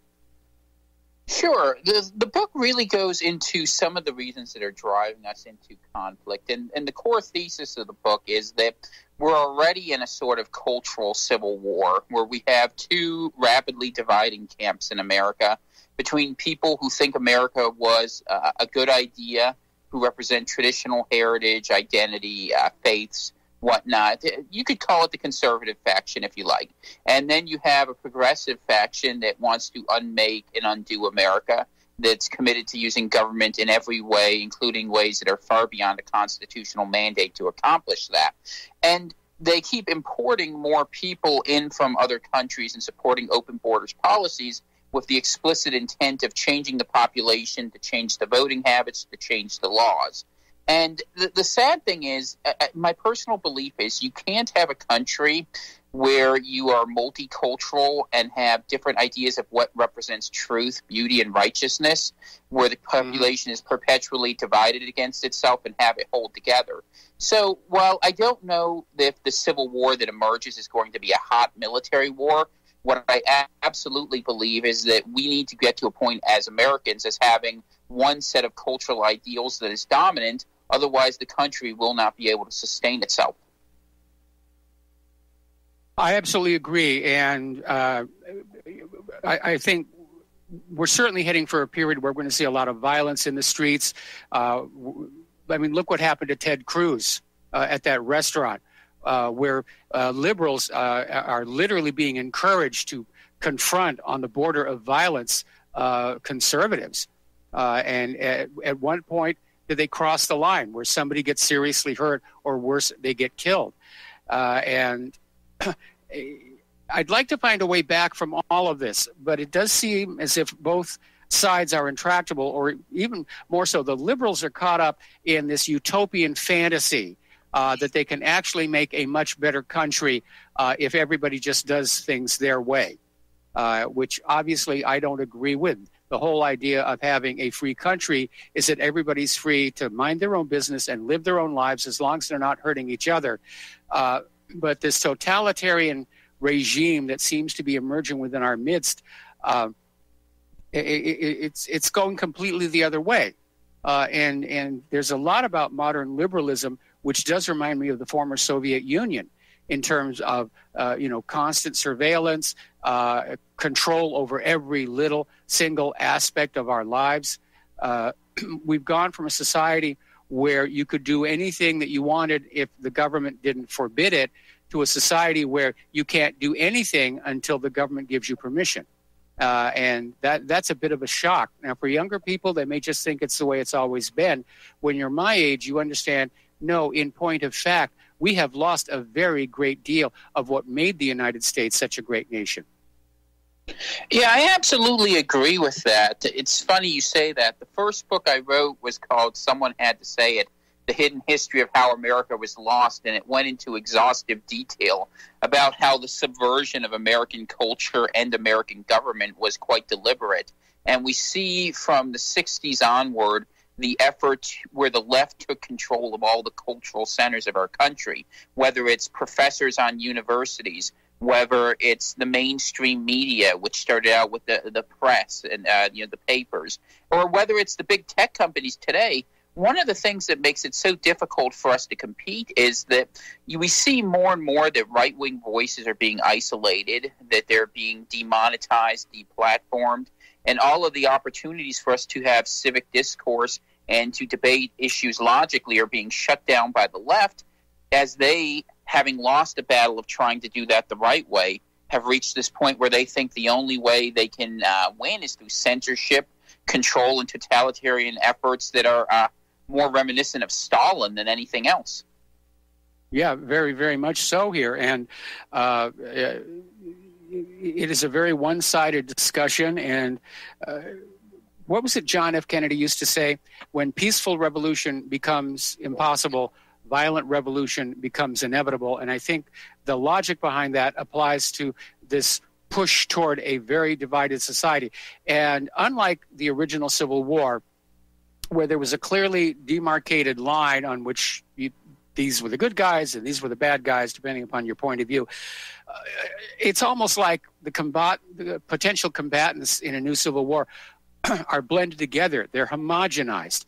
And because you have liberals and conservatives pretty much everywhere, although the liberals tend to be on the coastal areas and the conservatives tend to be in the heartland. But then you've got the refugee issue, the illegal immigrants. It's all been blended together. If actual violence starts, breaking out, where are going to be the borders of it? Or is it just going to explode everywhere? Well, it's very hard to say because it won't be like the first Civil War in that you have states, but there are sort of boundaries. The book goes into 4 different vectors, let's say, on which the fighting may occur. And people understand left versus right. That's pretty simple. And there is a racial component to this, because what will happen is you look who votes different ways. It's pretty easy to predict that whites are going to vote Republican and non-whites overwhelmingly don't vote Republican. There is a culture issue between Christians, traditionalists, people who respect American heritage versus progressives, Muslims, and items like that. But to answer your specific question, one thing I identified in writing this book is that the biggest gap in the country is between the city and the rural areas. And so if you want to think what the lines might look like should a fight break out, what I suspect you would find is the cities would be under siege from the country folk who would no longer send them the goods they need to survive.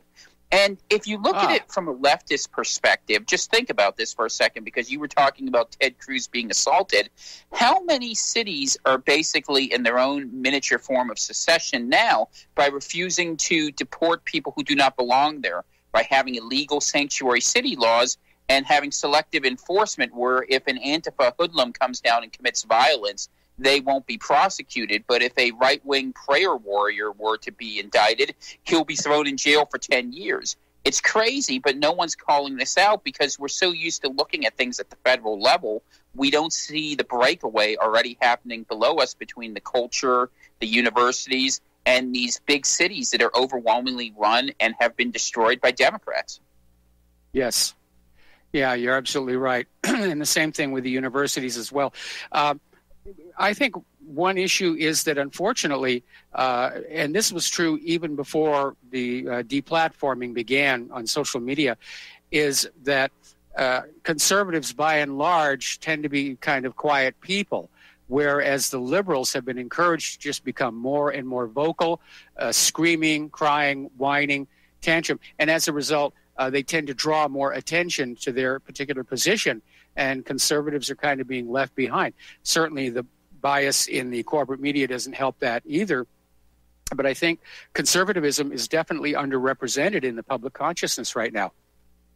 Yeah, I absolutely agree with that. And it's an amazing thing because there's a market there of 100 to 180 million Americans that just is not served. And it's sort of crazy when we look at our system that we don't have more people out speaking to the conservative cause.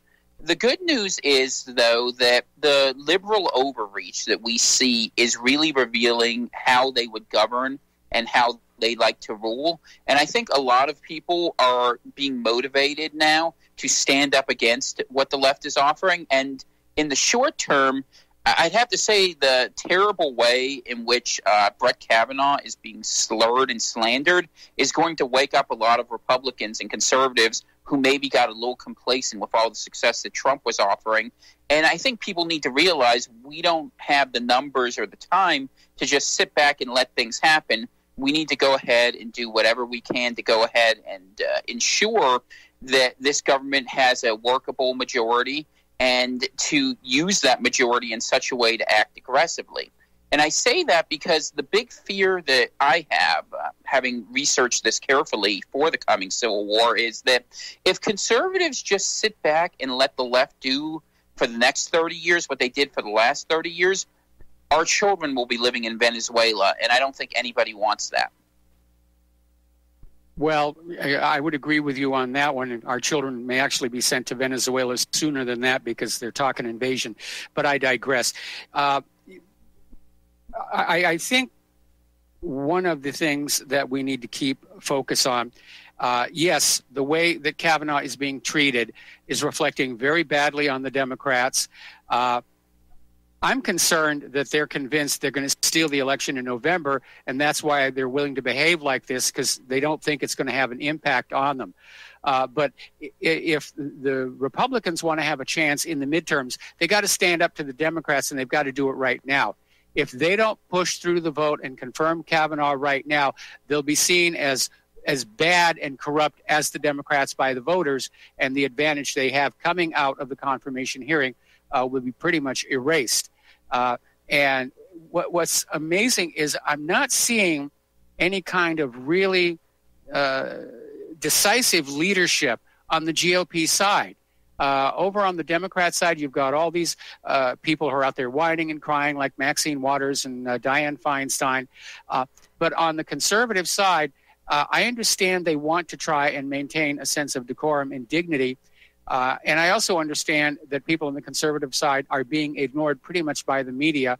But they need to get more aggressive. And I understand Mitch McConnell is on the point of losing his temper and saying the vote is going to go on through. But at this point, I almost think they've let the Democrats get away with way too much. And the American voter may be seeing them as weak. I agree. I think it's unfortunate that the whole Republican Senate's been held hostage by the combination of Senators Collins, Murkowski, and Flake. And as someone who lives in Maine, I can say there is immense frustration up here with Senator Collins, and our apologies to the rest of the country for what she's doing. It's really unfortunate that a good man is having his name slurred and slandered, and that the Republican, Party is not working more aggressively on this, because I agree with you that the best thing they can do is to get Kavanaugh through. However, I do think there is one silver lining if this charade actually works, and the Republican Party will not deserve success if they cannot manage to put Kavanaugh through. But nonetheless, it will turn the midterm into a referendum on whomever will be the next election, and I suspect Trump, being the savvy politician he is, he will pick someone like Amy Barrett, perhaps, that would go ahead and get around the sort of sexual innuendo issues.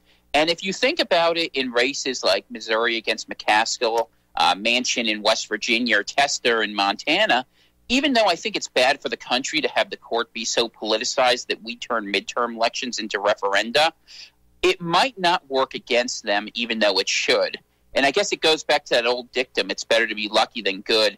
So I think there's some upside for the Republicans if things go poorly, but they certainly don't deserve it, and they shouldn't take the chance of something that is by no means a sure deal. Well, yeah, because the midterms, I mean, we know how crooked the 2016 elections were. We know how the DNC literally stole the nomination away from Bernie Sanders.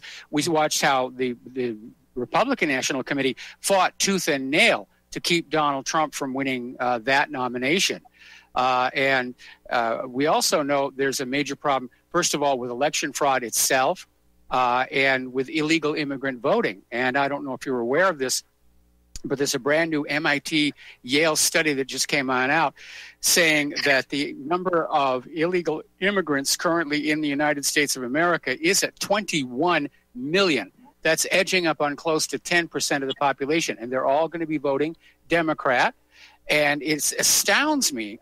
The thing I cannot figure out is Trump has to know that his supporters in 2016 fought tooth and nail, not just to get him the majority of the votes, but to get so many votes it would overwhelm the very obvious vote fraud that was being used against him.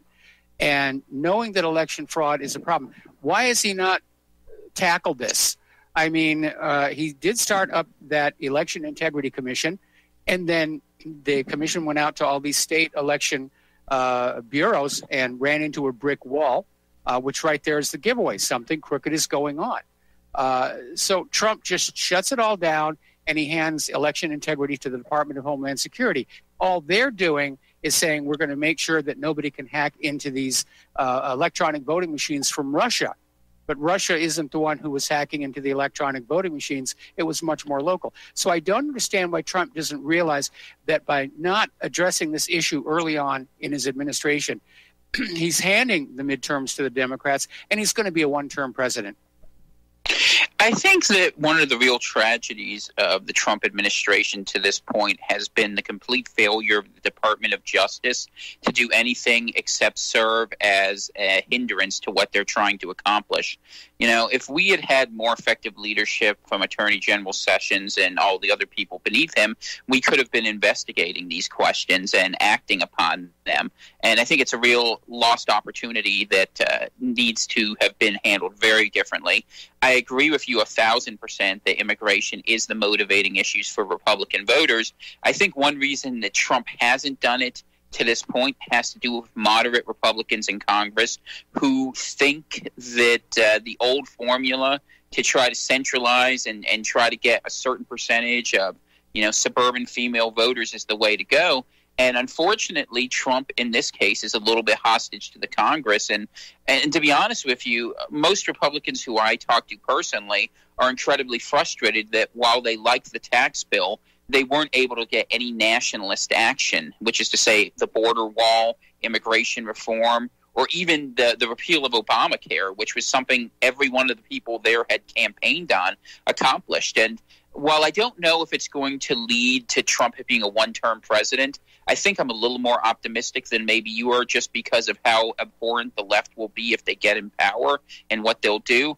I think it's an incredible lost opportunity at a time we don't need to have that. And Trump was given a mandate to show revolutionary leadership, and I can only hope and pray that he has some plan which we're not seeing, because what we've seen to this point isn't good enough. I agree. I absolutely agree. He's been a huge disappointment. And again, the issue of immigration and the issue of election integrity are both issues Trump should have just started on right from day one. The other big mistake I think Trump made was coming into the White House. He wanted to be magnanimous in victory, and he allowed all these Obama holdovers to remain in their jobs. Now, I'm sure Trump, coming from the world of business, was thinking that, well, they'll be loyal to me now because I'm the new boss, and that may be the way it works in the world of business. That's not how it works in Washington, D.C. Trump should have gone into that executive office building and just scraped it out clean right to the walls and brought in all new people from outside the Beltway who are not compromised by their existing connections with the so-called deep state. My concern for the November elections is there's going to be massive fraud. They thought they had it in 2016. They thought Hillary was going to be it, and it took them by surprise when Trump won. And I think they're going to just double down their efforts this time. They're not going to let it get that close. And so... again, I'm disappointed Trump just dropped the ball on this. Yeah, I agree with you about the election fraud. I remember election night in 2016 that, they were looking for more votes in Michigan, which seems to have infinite votes coming out of Detroit whenever they're needed. Like there were some districts, precincts where there were more votes cast than actual voters registered. And that's why that recount disappeared, because they realized they couldn't go through with it or they'd show the fraud. I think it's incredibly disturbing that we have electronic voting. It's disturbing who owns those companies like Diebold, the connections they have to people like the Soros Foundation. And I'll tell you something interesting that I've kind of learned. Well, people don't trust the process. Tom, I'm sorry. I got to put you on hold. We got to take a break for commercials. And when we come on back in 3 minutes, we'll just pick right up on this topic. Aloha, America. Welcome back to our show here. And we're talking with Tom Kaczynski, author of the book, The Coming Civil War, which you can find at Amazon.com.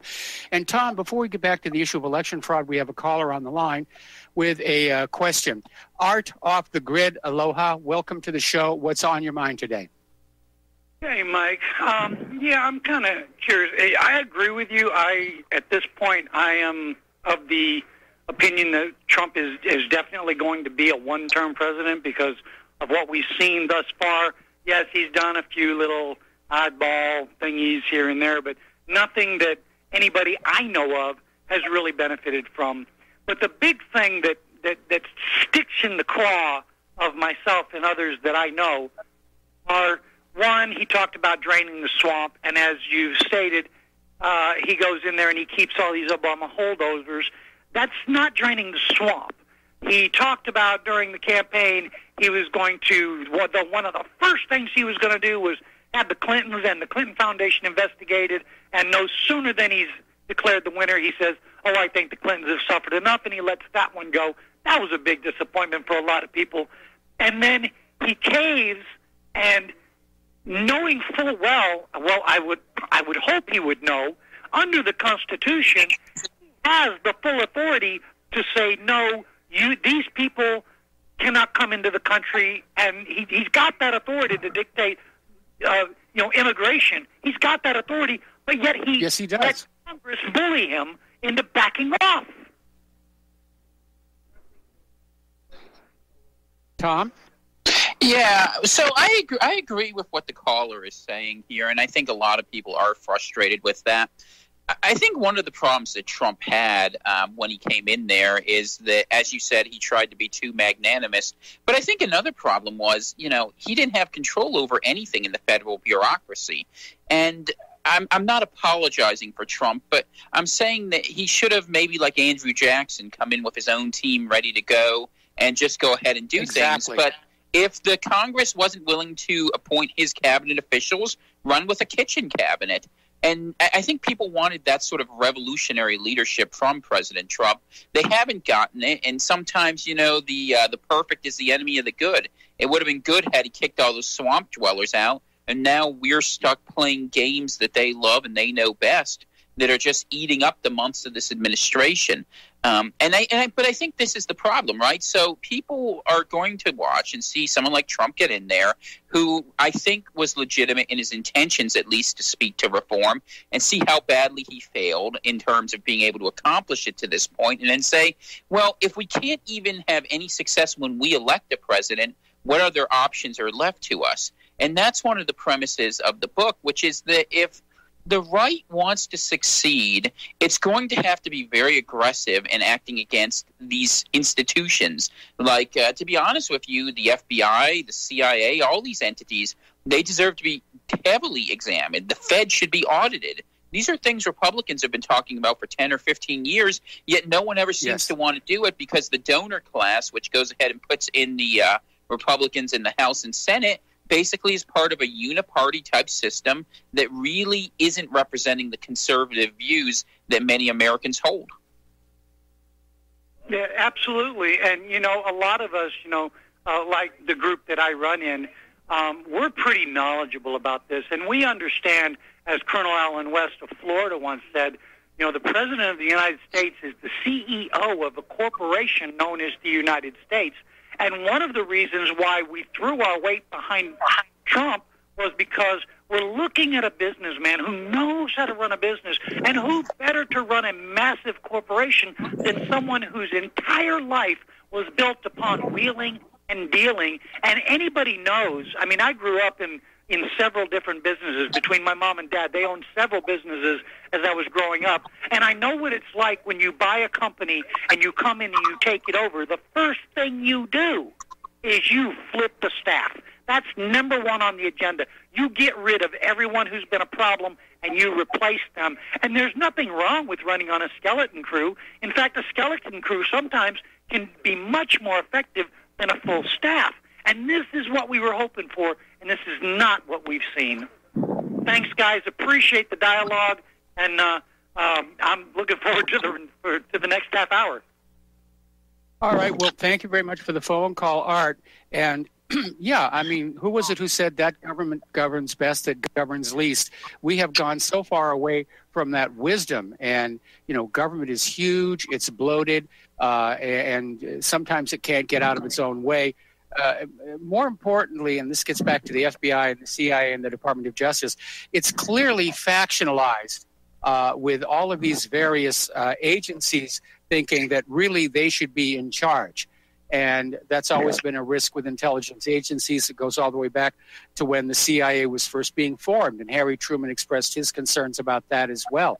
But when Trump came on in, he should have immediately replaced the heads of all of these departments and agencies. We have had, 3 attorney generals in a row now that absolutely will not look at the very real crimes being committed by liberals, but they're totally obsessed about doing whatever they can against conservatives, like this ridiculous Russiagate investigation. Anyway, Tom, we got to take another break for commercials, and we'll be right back after these few words. Aloha America, welcome back to our show. We're talking with Tom Kaczynski. He's the author of the book, The Coming Civil War. It's available at Amazon.com. And basically, Tom is saying the new Civil War is going to be vastly different than the first one, which was the blues and the grays and border. It's going to be more of factions spread all over the country at war with each other. And the cultural war is definitely well underway between liberals and conservatives. And you would think the liberals would be self-destructing at this point with some of the stuff they're coming out with, like, men can use the ladies' restrooms and 12-year-olds can get sex change operations out in California. But somehow they continue to hang on, and they have the support of the corporate media and the corporate social media. But the friction is definitely building. We were seeing all this Antifa violence that were out there. And it's funny that they call themselves anti-fascists when they're working from the fascist playbook. So I agree with your earlier statement that the civil war in this country has already begun, although it's at the moment, very low key. But it does seem to be ramping on up. Now, you talked about 4 vectors before. Yes. Of which one was, I think you said the first one was racial. Just give us an overview of the 4 vectors. Sure. So the 4 vectors are ideology, which is left versus right, residency, yes, which is city versus country, race, which is whites mostly against minorities mostly, and the other is traditionalists versus progressives. And here's the funny thing about it. Let's say things get to fighting, which we all pray it doesn't, but if it gets there and you don't know who are your friends and your enemies, you might know a couple of your neighbors, but that's it. What's going to happen is people are going to make a lot of assumptions based on stereotypes. It's a sane and rational thing to do when you have no other information. And so what you find is that even though these groups don't necessarily all work together or think the same way, if we have a cultural civil war where Christians are attacked, the people who will defend them are probably going to be white country folk who own guns and who go to church. Or if the Republican, if Trump, God forbid, was assassinated and there was an uprising, it would be Republicans who would be white country folk who own guns. And the same thing happens on the left. So what the unique thing this book realizes is that any one of these conflicts represents a fault line that is so heavily divided and where the lines line up so much between a group of 4 on one side and a group of 4 on the other side that we could end up in a fight very quickly because the left might want to pick the fight based on race and on their anti-white agenda that they go out there. Or the right might decide to pick the fight on, let's say passage in a future administration of limitations on the Second Amendment. But it doesn't really matter how the fight's picked because there's basically 2 groups of people. People who think America as it was good and we need to go back to that, and people who think America as it was bad and we need to transform it. And I don't know that you have an in-between ground that you can realize there. And what's really difficult is as that group of progressives gets larger and larger, the book goes into the demographics of this, who's coming into this country, who's having children, birth rates, voting habits. All of the things suggest that the left will win this fight if the right doesn't act decisively in this moment to change how America works. And if Trump doesn't do it, someone is going to have to emerge behind him and quickly who will follow through on all the promises that he made and then some. Yeah, I don't know who that might be. I mean, I was a big supporter of Ron Paul when he was trying to run for office. But as you know, our system is biased against third parties.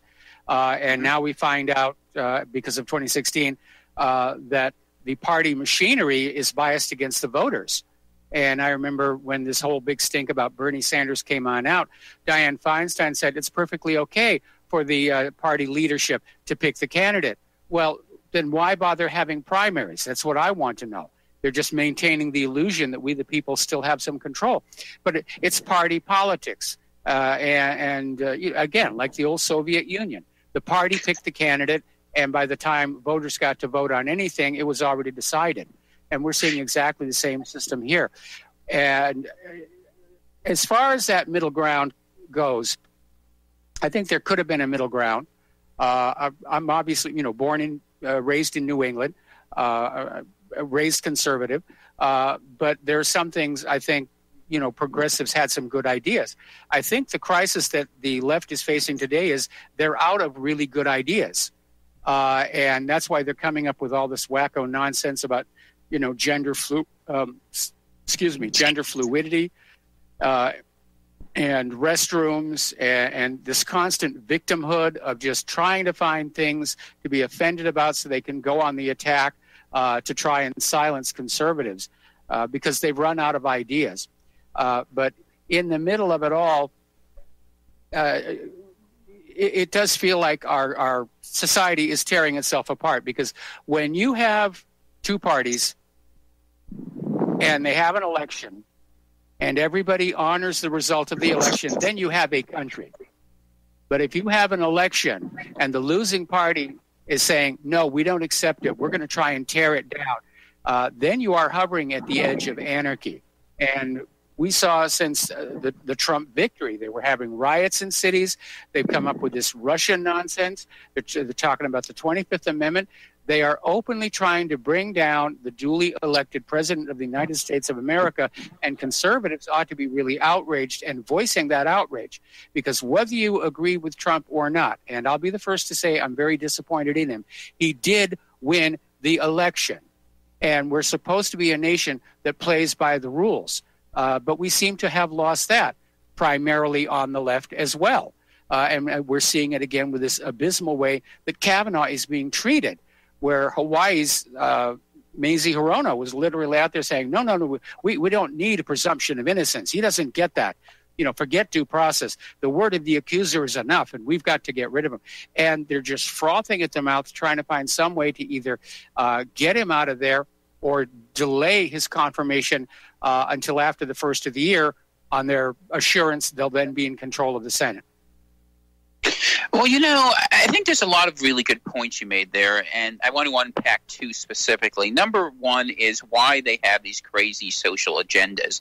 What the agendas do is they first are a huge distraction that divide people, and it keeps people from looking at the money. It keeps people thinking, oh, we need to fight over these issues. And it's funny how the solution every time there's a bad idea is to more government. And you see the left always say, let's make a committee for this, let's make a function for that.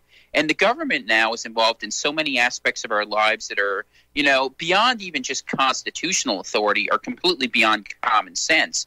And yet the left uses its cultural influence to go ahead and attack and destroy anyone who speaks sanity to this insanity. I mean, most people think transgenderism should be treated as a mental disorder, and that these people shouldn't be receiving, money for operations. They should be serving treatment to understand that, men and women are the two genders. And we don't have that anymore. The second part that is disturbing to me is we were talking before the last break about elections and the voting machines. And an interesting survey, if you look after an election, in an election when the Democrats lose, 80% of Democrats believe the voting machines were fixed. After an election when the Republicans lose, about 85 to 88% of Republicans believe the election was fixed. So even though you won't ever get a poll where it says that 85% of Americans don't trust the voting machines, the reality is when people are stressed and pressed to look at the results that come up, if their side doesn't win, they don't believe in the process. And so when we have a deep state that doesn't serve the people, elections that are beyond questionable, candidates that are bought and sold, it's a question, how much can the American people take before they decide to take matters into their own hands? And given that we've had a failure of leadership in Washington, the reason I wrote my book was I realized that under these conditions, with all this division, if we face any severe challenge, whether it be natural, artificial, whether it's created from politics, or whether it could be just a bad enough disaster, I am not at all convinced that our country will be resilient enough to survive. And I think people need to be really aware of this and begin thinking in their own lives to have people around them they trust and they know, because if the left does come back into power, we've seen out of power how willing they've been able to go after conservatives and voices on the right generally. I can only imagine how much worse it will be when we have people like Loretta Lynch and Eric Holder, the next generation, coming back into power. And to say something that I've said in other places that's really controversial and blunt, I would rather take my chances on finding a different path forward than another 8 years under someone like Obama. And I don't know if other people feel that way, but I think that we've seen what that looks like. And we know that for the Constitution, the rule of law, and the protection of, our borders, that would be a death sentence. I absolutely agree. I absolutely agree. And again, the push for open borders is basically coming from two places. And the first one, of course, is George Soros, who's pushing for the one world government, new world order. And the strategy there is to just blur everyone together all over the United States, all over Europe, so that we lose our sense of cultural, regional identity. As far as the illegal immigrants pouring across that southern border, the Democrats literally are dependent on them to win the election. The Democratic leadership has openly said, yeah, we need these illegals to vote us back into power. And yet they're not supposed to do that. Again, it's against the law. And great that Donald Trump is starting to build the wall and everything, but under Title VIII, the laws already exist to deal with this problem. You were talking before about another committee, more government, so forth and so on. Every time there's a crisis, somebody says, we need a law to do X, Y, Z. No, we don't. We've got a lot of laws. They're not being enforced. And especially under Title VIII, if you were to just use Title VIII and just start shutting down all these people who are aiding and abetting the illegal immigrants, all those who are giving them employment, the laws are already on the books.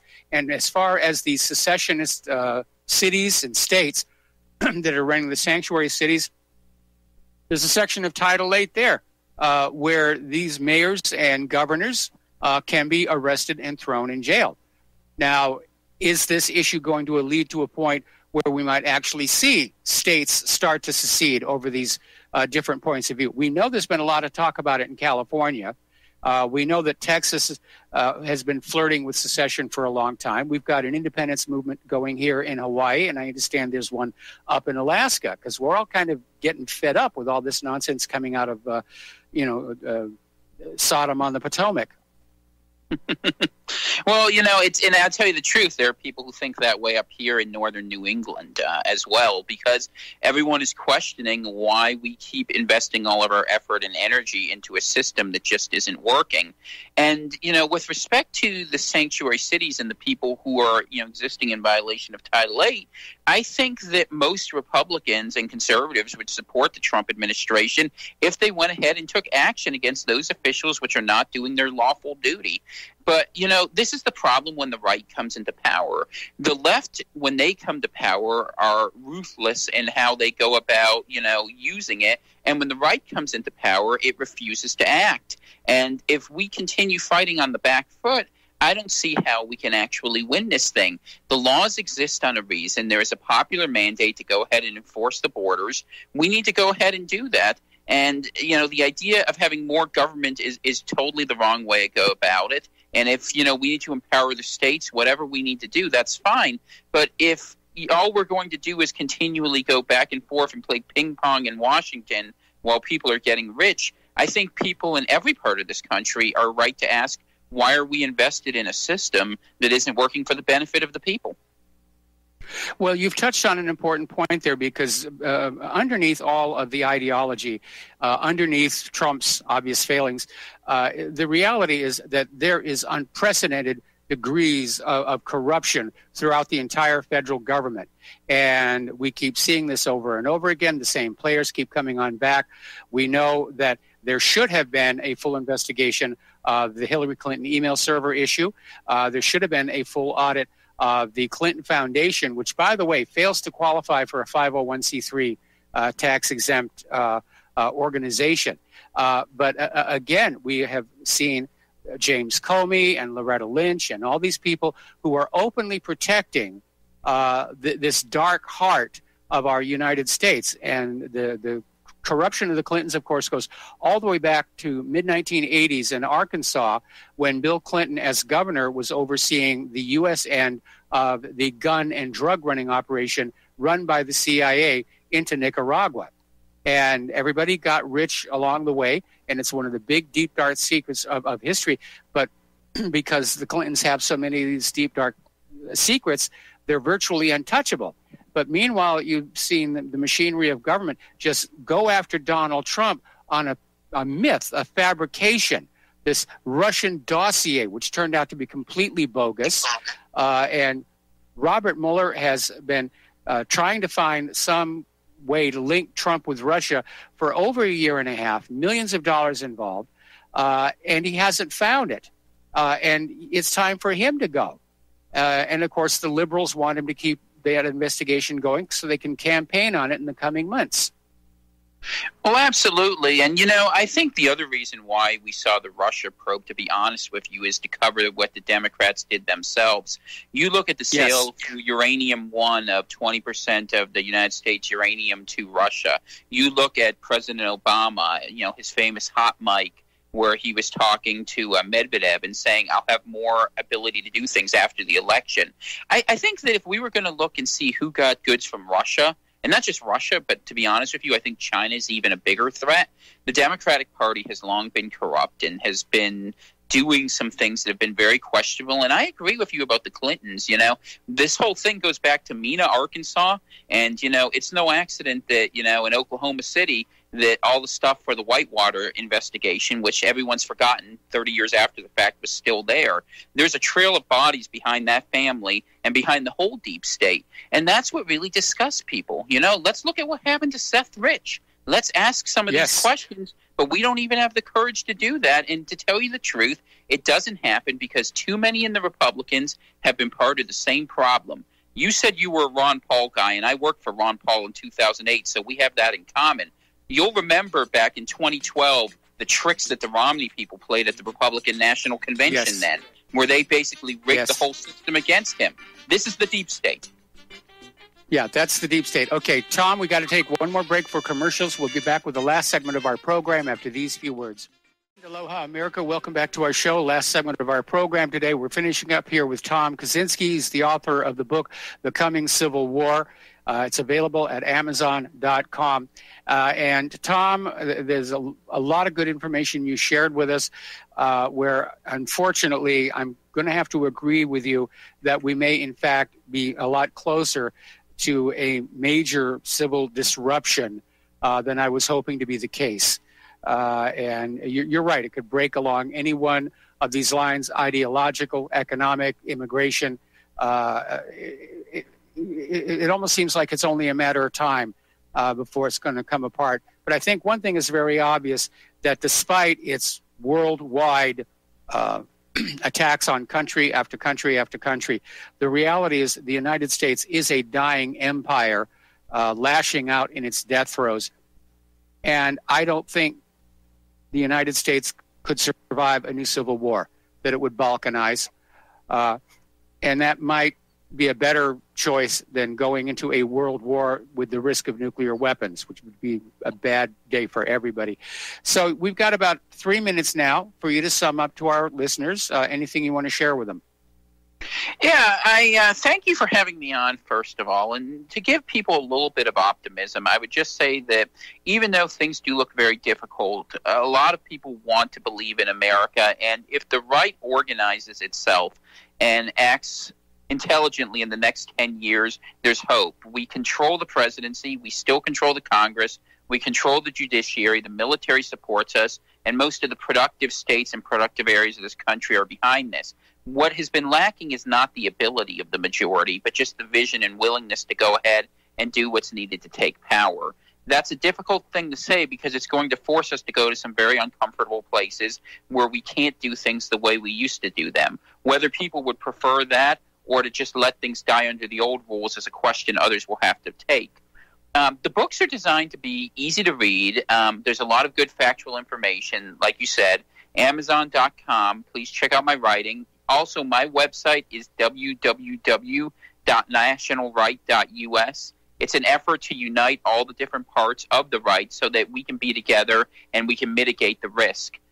People look at organization on the right as providing some sort of militant threat, but the truth is, the more organized we are, the more able we are to defend our family, our community, our loved ones, our churches, the better served we will be in preventing conflict, because the real danger that comes from a radicalized left is if no one stands up to them. That's how the Bolsheviks took over Russia, and we shouldn't let Antifa do that here in the United States or anyone else. Remember, the reason they're lashing out is they're mad that they didn't have the election they thought they stole. There is an opportunity there wake people up, talk to others. My book can help, but whatever you do, keep talking and keep hoping, and as I do, keep praying. Well, you're absolutely right there. The one thing we can all do now, and it's peaceful, is keep talking with each other. Forget about social media. It's become utterly worthless. But we can talk to each other face to face, get to know our friends and neighbors. And you'd be surprised. You're probably going to find a lot more people as concerned about what's going on in this country as you are. Anyway, Tom, we are out of time. Thank you very much for being with us. We're going to let you go. Thank you, Michael. I appreciate it. And let's see. There's the music. Okay, so that's it. Claire and I have to go run errands. Please stay tuned for John Stadmiller. I'm sure he's got lots of interesting things to share with you. And please, again, take what you have learned here, share it with everyone that you know. Use email, paper mail. Maybe it's time to go back to pamphlets and leafleting in this age of compromised social media. But we got to do something, absolutely. So please donate to Republic Broadcasting. Please donate to whatreallyhappened.com. And we'll be back tomorrow. Aloha, America.